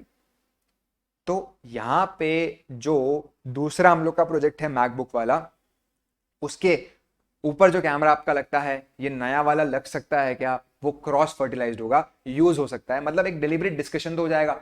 जैसे फॉर एग्जांपल लेट्स से कि यहाँ पे मोबाइल वाला बंदा भी आके बैठा रहेगा कि यार ये कैमरा बहुत मस्त चला, और इधर आपका जो है वो एज एन लैपटॉप वाला भी आके रहेगा बैठा कि भाई हमको भी ऐसा कुछ चाहिए। तो इधर एक डिस्कशन चालू हो सकता है कि यार कैसे हम लोग एक जगह पे दूसरी जगह पे इसको यूज किया जा सके। तो जहाँ पे क्रॉस फर्टिलाइजेशन की जरूरत है, जैसे टैक्सेशन और अकाउंटिंग की बात हो गई। अब अकाउंटिंग वाला बोलता है कि सर इस पॉइंट ऑफ टाइम पे अगर हम लोग पहले से ये करके रखे तो टैक्स कम भरना आ सकता है, और टैक्स वाला भी बोलता है कि हाँ बात तो सही है अकाउंटेंट वाले की। तो इन सच केस ये क्रॉस फर्टिलाइजेशन जो है वो हम लोग के काम आ सकती है। सेम जैसे फॉर एग्जांपल इनमें क्रॉस फर्टिलाइजेशन कैसे हो सकती है, डेलॉयट वाले एग्जांपल की अगर हम बात करें तो आप समझ लो कि ऑडिट वाला लेट से बोलता है कि यार मेरे को टाइम बहुत लगता है, अकाउंटिंग वाले एक बात बता कि तेरा एम्प्लॉय इसके इसके हिसाब से अगर अकाउंटिंग कर देना तो मेरा ऑडिटिंग का तो काम ही एकदम कम हो जाए। तो यहां पे आपका क्रॉस फर्टिलाइजेशन हो गया कि एक दूसरे की हेल्प यहां पे ली जा सकती है। जब आपस में इनकी बात चलती रहेगी तो रिसोर्स बहुत ही कम है और इंफॉर्मेशन बहुत ही जल्दी हम लोग को क्या करनी है, प्रॉपर वे में प्रोसेस करनी है। फिर एक आदमी का नाम आता है डेविस एंड लॉरेंस। ये बोलता है सर मैट्रिक स्ट्रक्चर फॉर्म करने के ना 3 फेज होते हैं, cross functional, product brand management और मेच्योर मैट्रिक्स। ये एक तरीके से आप ऐसे समझ लो, एक नया प्रोजेक्ट आया, इसको आपको एकदम सिंपली ऐसे ही समझना है। एक नया प्रोजेक्ट आया तो नए प्रोजेक्ट के लिए हम लोग ने टास्क फोर्स बनाई। जैसे अभी हम लोग का एक नया प्रोजेक्ट आया था तो हमने एक प्रोजेक्ट मैनेजर बनाया प्लस 4 अलग अलग एम्प्लॉयज की एक टीम बनाई। तो ये आपका पहला स्टेज हो गया जिसको मैं बोलूंगा क्रॉस फंक्शनल टास्क फोर्स, जहां पे प्रोजेक्ट मैनेजर इंचार्ज रहेगा और एक टीम फॉर्म होगी। धीरे धीरे क्या होगा, एलएनटी के इस प्रोजेक्ट के लिए बार बार वही टीम जाती रहेगी। तो ये टीम अब क्या हो चुकी है, सेकेंड फेज में परमानेंट हो चुकी है। तो यहां पे मैं बोलूंगा कि भाई प्रोडक्ट और ब्रांड मैनेजमेंट का जो स्टेज है उसमें हमारी ये पूरी टीम अब परमानेंट हो चुकी है। हालांकि ये 4 एम्प्लॉयज में और कुछ ऊपर नीचे भी हो सकता है, तो हम लोग बोलेंगे ये सेमी ऑटोनोमस हो चुका है कि इनको इंडिपेंडेंटली जो है वो ऑपरेशन पे छोड़ दिया जाता है और प्रोडक्ट मैनेजर का काम अब इंटीग्रेटर का रहेगा। मेच्योर मैट्रिक्स में ऐसा हो गया कि भाई अब तो बस ये कॉम्बो फिक्स हो गया, इनकी एक टीम ही फिक्स हो गई। प्रोजेक्ट मैनेजर में हमेशा विशाल है, वो बोल देता है, जैसे होता है ना बहुत बार मूवीज के अंदर ऐसा होता है कि भाई कोई ऐसा केस लड़ने जाते हैं तो हम लोग किसी एक प्रोजेक्ट मैनेजर को बुलाते हैं कि सर आप हमारा ये केस लड़ोगे क्या। मतलब ये फॉर एग्जांपल अभी अभी मतलब वो सलमान खान की जब फिल्म आती है, क्या नाम है, टाइगर, तो उसमें भी बहुत बार ऐसा होता है कि मेरे को तो मेरी टीम चाहिए, मैंने ऑलरेडी बुला ली है 3-4 जन को। तो वो मेच्योर मैट्रिक्स हो गया कि अब तो ये टीम हर जगह पे साथ में जाती है। ट्रू ड्यूअल अथॉरिटी स्ट्रक्चर जो है वो एग्जिस्ट कर रहा है। फंक्शनल और divisional has equal responsibility and must work together to resolve. अब इन दोनों का काम ये बन जाए कि भाई दोनों ही परमानेंट हो चुके हैं, आपका फंक्शनल वाला भी परमानेंट हो गया है और डिविजनल वाला मैनेजर भी परमानेंट हो गया है। अब इन दोनों को मेक श्योर करना है कि एम्प्लॉयज को अच्छे से जो है वो प्रॉपरली ये लोग मैनेज करें और कंफ्यूजन ना होने दे। तो that is the maturity, right. तो ये हो गया क्रॉस फंक्शनल, स्टार्टिंग में टीम फॉर्म हुई है बट एक दूसरे को कोई जानता नहीं है तो प्रोजेक्ट मैनेजर इंचार्ज है। फिर धीरे धीरे वो लोग जब एक प्रोजेक्ट पे काम करते हैं तो थोड़े से परमानेंट से बनते हैं, हर 1-2 जगह पे वही टीम जाती रहती है, थोड़े से 1-2 ऊपर नीचे होते रहते हैं, तो सेमी ऑटोनोमस है। एंड देन टीम इतनी स्ट्रांग बन जाती है कि ट्रू अभी ड्यूअल अथॉरिटी स्ट्रक्चर रेडी हो चुका है, हर बार 2 लीडर जाते हैं और उसके नीचे ये वाली टीम काम करती है। तो आई गेस ये पूरा पार्ट आपको समझ में आना चाहिए। There are around 8 type of structure. Finally अगर मैं बातों को कंक्लूजन दूं, सिंपल स्ट्रक्चर, अकेला आदमी, सारी जिम्मेदारी अपने कंधे पे, बिजनेस बड़ा ही छोटा है, नंबर ऑफ प्रोडक्ट्स बहुत ही कम है। Functional structure, number of products अभी भी कम है बट काम बहुत बढ़ चुका है, अकेले आदमी के लिए काम करना बहुत ही मुश्किल हो रहा है, इसलिए वो हर काम के लिए एक स्पेशलिस्ट अपॉइंट करता है। Divisional structure, sir number of products भी हमारे बढ़ चुके हैं, काम भी बढ़ चुका है, इसलिए हम लोग के लिए डिविजनल मैनेजर्स चाहिए जो हर डिविजन्स के लिए प्रॉपर्ली फंक्शंस को मैनेज करवा सके। Multi divisional, number of products और बढ़ चुके हैं, हर प्रोडक्ट अपने आप में एक बड़ा बिजनेस बन चुका है, और यहाँ पे हम लोग के लिए ऐसा हो गया कि इन सब की जो बिजनेस लेवल स्ट्रैटेजी है वो बनानी बहुत ही मुश्किल हो रही है, तो हम लोग इनके ऊपर सौंप देते हैं कि तुम बनाओ आपकी बिजनेस लेवल स्ट्रैटेजी, हम कॉर्पोरेट डायरेक्शन पे ध्यान देंगे कि कंपनी आगे और कहां पे जाएगी नए नए बिजनेसेस के अंदर। SBU, जहां पे बहुत बड़ा डाइवर्सिफिकेशन हो चुका है, तो आप ग्रुपिंग फॉर्म कर देते हो और हर ग्रुप को एक अलग कंपनी की तरह ट्रीट करते हो। इनका अपना फाइनेंस होगा, इनकी अपनी स्ट्रैटेजी प्लानिंग होगी, इनका अपना फाइनेंस होगा, अपनी स्ट्रैटेजी प्लानिंग होगी, इनके अपने कंपटीशन होंगे, अपना CEO होगा, ऐसा। देन आ जाता है आपका नेक्स्ट स्ट्रक्चर, नेटवर्क स्ट्रक्चर। सारा काम आउटसोर्स कर देते हो, सिर्फ की फंक्शनल एक्टिविटीज पे आप ध्यान देते हो। आर ग्लास स्ट्रक्चर, टॉप और लोअर अभी भी बहुत ज्यादा है बट मिडिल का काम कम होता जा रहा है due to sophisticated IT system. And last में मैट्रिक्स स्ट्रक्चर, क्रॉस फंक्शनल यहाँ पे टास्क फोर्स बन रही है। यहाँ पे सिंपल सी बात है, एक प्रोजेक्ट मैनेजर होता है, हर फंक्शन के अलग अलग मैनेजर होते हैं। यहाँ पे एक प्रोजेक्ट मैनेजर किसी प्रोजेक्ट पे काम करने जाता है और इन फंक्शनल मैनेजर से एक एक एम्प्लॉयज को साथ में लेके जाता है। और फेज आपके 3 हो गए। स्टार्टिंग में टीम जानती नहीं है, फिर थोड़ी सी रोज जाने लगती है, और अब तो एकदम फुल फाइनली मैच्योर बन चुकी है, एकदम परमानेंट सी बन चुकी है।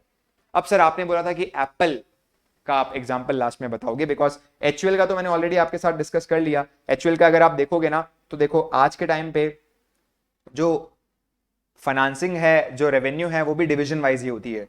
जैसे डिविजनल प्रेजेंटेशन में आप देख सकते हो, beauty and personal care, home care, food and refreshment, कुछ शायद दिनों बाद फूड अलग दिखे और रिफ्रेशमेंट अलग दिखे, जैसे हम लोग ने डिस्कस कर ही लिया। बट आप ब्यूटी एंड पर्सनल केयर वाली लेट्स से कि इस प्रेजेंटेशन में जाओगे ना तो आपको दिख जाएगा इसका अपना रेवेन्यू, इसकी अपनी टॉप ब्रांड्स, राइट। यहाँ पे देखो ये अपनी इसकी टॉप ब्रांड्स हो गई, बोल दिया। हाईएस्ट रीच 10 में से 9 स्टोर्स में हम लोग ये, और मॉडर्न ट्रेड स्टोर्स में 10 में से 10, D2C वेबसाइट में 10 में से 10।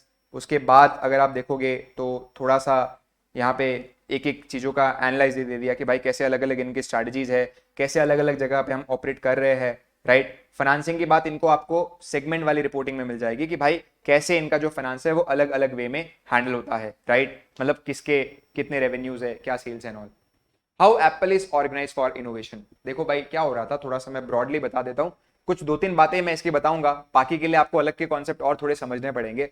How Apple is organise for innovation में अगर हम बात करें 1996 या 1997 के अराउंड, जब स्टीव जॉब्स वापस से आए थे, पहले निकाल दिए गए थे, हालत खराब हुई एप्पल की, फिर से उनको बुला लिया। तो जब वो वापस से आए थे तो उस पॉइंट ऑफ टाइम पे एक जनरल मैनेजर था जिसके नीचे बहुत सारे अलग अलग आपके जो है वो फंक्शनल मैनेजर्स काम कर रहे थे।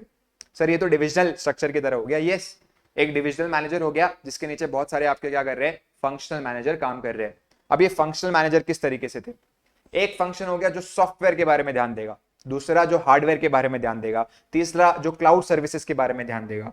अब यहाँ पे हार्डवेयर, सॉफ्टवेयर और ये क्लाउड सर्विसेज वाले थे, इन सब की परफॉर्मेंस जो है वो इनकी परफॉर्मेंस के ऊपर रखी हुई थी कि अगर क्लाउड सर्विस का बिजनेस अच्छा करता है तो क्लाउड सर्विस के मैनेजर को मस्त जो है वो हम लोग प्रमोशन देंगे। और ये सब क्या करते थे, एक इंडिविजुअल जनरल मैनेजर्स को अपॉइंट करते थे और इनके साथ बात करते थे। तो ऊपर एक जनरल मैनेजर हो गया, उसके नीचे आपका हार्डवेयर वाला भी आ रहा है, सॉफ्टवेयर वाला भी आ रहा है, और लेट्स से कि क्लाउड वाला भी आ रहा है, और अदर बहुत सारी एक्टिविटीज है, सब आ रही है। अब होता क्या था, पहली प्रॉब्लम कि जब ये हार्डवेयर वाला किसी जनरल मैनेजर के पास जाता था और बोलता था सर मैंने एकदम मस्त इनोवेशन लाया है, अपने मार्केट में लॉन्च करते हैं, तो जनरल मैनेजर अपनी बुद्धि लगा के बोलता था ये टाइम पास चीज है, कुछ खास इनोवेशन नहीं है, तो कोई भी कर देगा। क्यों सर ऐसा, क्योंकि वो जनरल मैनेजर जो है वो हमेशा काम करने में अच्छा नहीं होता था, काम करवाने में अच्छा होता था। तो आपका जनरल मैनेजर हार्डवेयर, सॉफ्टवेयर, इन सब के स्पेशल नॉलेज नहीं जानता, वो तो आपका MBA स्कूल का एक पास आउट बंदा हो गया, और वो सिर्फ उस वाली बात की जो है वो एज ए नॉलेज रखता है कि भाई कैसे मैं लोगों को मैनेज कर सकता हूं। बट ये जो आपके प्रोडक्ट को लेकर डिसीजंस की कौन सी इनोवेशन वाकई काबिल तारीफ है और कहां पे और हम लोग जो है वो एक्सपर्ट एडवाइस जो है वो एज इन ले सकते हैं, उन सब के बारे में जनरल मैनेजर बोलता था भाई मेरे को तो नहीं पता। तो बार बार वो आइडियाज को रिजेक्ट करता था। सॉफ्टवेयर वाले ने बोला कि सर मैंने कुछ अपडेट लाई है, बेकार अपडेट है, कुछ खास नहीं है, नॉट पॉसिबल फॉर अस, इस तरीके की बातें करता था। तो सॉफ्टवेयर एक स्पेशलिस्ट बैठा है एप्पल का, उसको आपने पैसे दिए हुए, आप ऐसा अज्यूम करो आप एक सॉफ्टवेयर स्पेशलिस्ट हो, आपने क्या खतरनाक सॉफ्टवेयर बनाया है, आपको लगता है कि आईफोन में ये यूज हो सकता है। चलो उस वक्त तो आईफोन एग्जिस्ट नहीं करता था, बट लेट्स से आप जाते हो अपने एक जनरल मैनेजर के पास जिसको सॉफ्टवेयर का सह भी नहीं पता, खाली पता है कि हाँ सॉफ्टवेयर करके कुछ एग्जिस्ट करता है। आप उसको बताते हो सर मैंने ये कर दिया वो कर दिया, वैसा हो जाएगा वैसा हो जाएगा, और वो बोलता है कुछ नहीं, टाइम पास चीजें, चुपचाप मेन काम पे ध्यान दो, कैसा लगेगा आपको? तो वहां पे स्टीव जॉब्स ने बोला कि भाई सॉफ्टवेयर स्पेशलिस्ट जो है वो कभी भी किसी जनरल मैनेजर के नीचे काम करना पसंद नहीं करेंगे। आप ही सोचो, जो आपसे बहुत ही कम जानता है आप वाले काम के बारे में, आप उसके नीचे क्यों काम करोगे? तो वहां पे बहुत ज्यादा आप डिमोटिवेटेड फील करोगे कि यार सॉफ्टवेयर में तो मैं एकदम खतरनाक आदमी हूं, ये आदमी मेरे को सिखा रहा है कि ये सॉफ्टवेयर अच्छा नहीं है, हट। तो सबसे पहली प्रॉब्लम तो ये आ रही थी।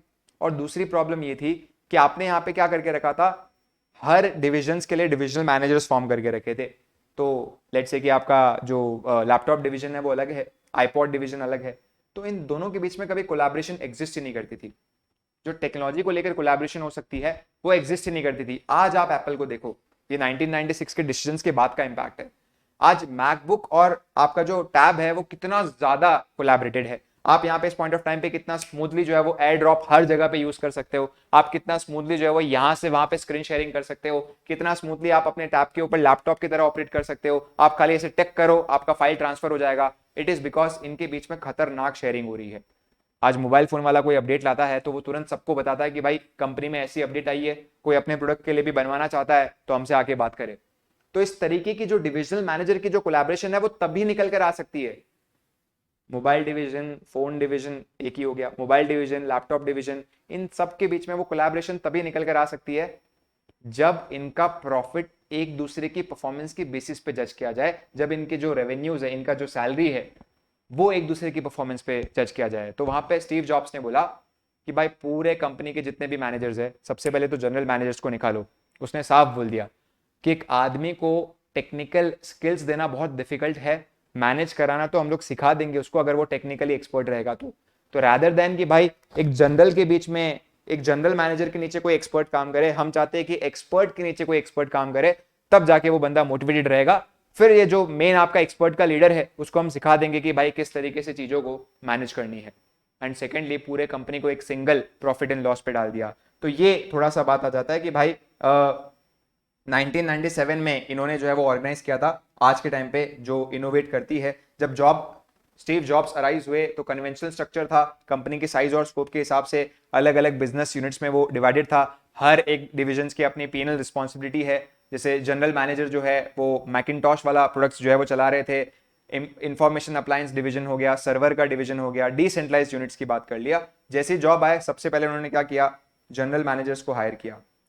In the first year returning as a CEO, laid off the general managers, put the entire company under one profit and loss account।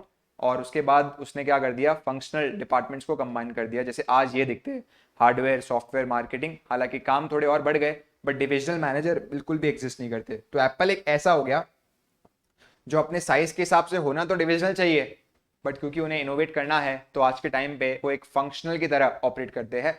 और उन्होंने एक, खाली मैं बात यहाँ से पढ़ा देता हूँ, पूरा आर्टिकल तो मैं तुम्हारे साथ शेयर कर दूंगा, but why a functional organisation. तो उन्होंने साफ बोल दिया कि इस पॉइंट ऑफ टाइम पे क्यों हम लोग फंक्शनल ऑर्गेनाइजेशन चूज कर रहे हैं, उसकी अगर हम बात करें सबसे पहला पॉइंट तो ये देखो, Apple is not a company where general manager oversees managers. Rather, it is a company where expert lead expert. Assumption is that it is easier to train an expert to manage well than to train a manager to be an expert. कहते हैं कि भाई expert को manage करना सिखाया जा सकता है, एक मैनेजर को एक्सपर्ट नहीं बनाया जा सकता, उसके लिए बहुत टाइम लगता है। At Apple, hardware expert manager hardware, software experts manager software. तो इन सच केस हम लोग स्पेशलाइजेशन का फायदा उठाते हैं। It is like joining a sports team. हम लोग होते हैं ना, स्कूल में ज्वाइन करते थे, एक बंदा है जो हर स्पोर्ट में थोड़ा थोड़ा अच्छा है, और उससे आप एक बहुत अच्छे क्रिकेटर हो, जाके एडवाइस नहीं लोगे ना, आप क्या बोलोगे, सर क्रिकेट तो मैं अच्छे खेल लेता हूं। आप एकदम बहुत ही सुपर्ब क्रिकेटर होते हैं तो मैं आपसे एडवाइस लेता। तो वही बात है, एक्सपर्टीज की बात है। Nobody want to be run under general manager, everybody want to be run under experts, ताकि उनको ऐसे कुछ सीखने मिले। और इसी के साथ भाई अपना टॉपिक खत्म होता है। आई गेस तुम लोग को ये पूरा टॉपिक क्लियर है। फिर भी अगर कोई बात नहीं समझ में आई है तो आप बिंदास कॉन्टैक्ट करो। बट जैसे कि मैंने आपको स्टार्टिंग में कहा था, ये ग्रैटिट्यूड वाली आदत मेरे को आप सबकी बहुत अच्छी लगी, उसको आपको कंटिन्यू रखना है। एंड इसी तरीके से आप अप्रिशिएट करते रहो। मैं मेरी वीडियो की बात नहीं कर रहा, आप जिसको भी देखो उनके बहुत एफर्ट्स लगते हैं उस वीडियो के पीछे। जैसे फॉर एग्जांपल जिस तरीके से मैं आज अकेला बैठ के यहाँ पे बात कर रहा हूँ और तुमने जो है वो पढ़ाने के लिए थोड़ा सा ऐसा एनर्जी इकट्ठा कर रहा हूँ, वो उन कमेंट्स के कारण ही कर पा रहा हूँ। और इसी तरीके से हर फैकल्टी का ये रहेगा, हर शायद कंटेंट क्रिएटर का यही रहेगा कि वो जब कमेंट्स को देखता है या लेट्स से कि कुछ ऐसे मैसेजेस को देखता है तो वो इंस्पायर होता है कि यार ये लोग मेरा वेट कर रहे हैं तो इनके लिए तो मेरे को जल्द से जल्द बनाना पड़ेगा। तो वो मोटिव के साथ जो है वो एज एन आप वही बात है ना, कर भला हो भला, भला हिसाब रखो, राइट। सो चलिए, thank you very much for listening until now. हम जल्दी से आपके लिए जो है वो इसी चैप्टर के कुछ और पार्ट्स जो है वो धीरे धीरे लाएंगे। Till then stay tuned, right. मैं इसकी जो भी वन नोट जो मैंने राइटिंग नोट्स बनाए हैं उसका लिंक मैं आपको जो है वो शेयर करता रहूंगा ताकि आप साथ साथ इसको पढ़ते रहिए। चलिए, बाय।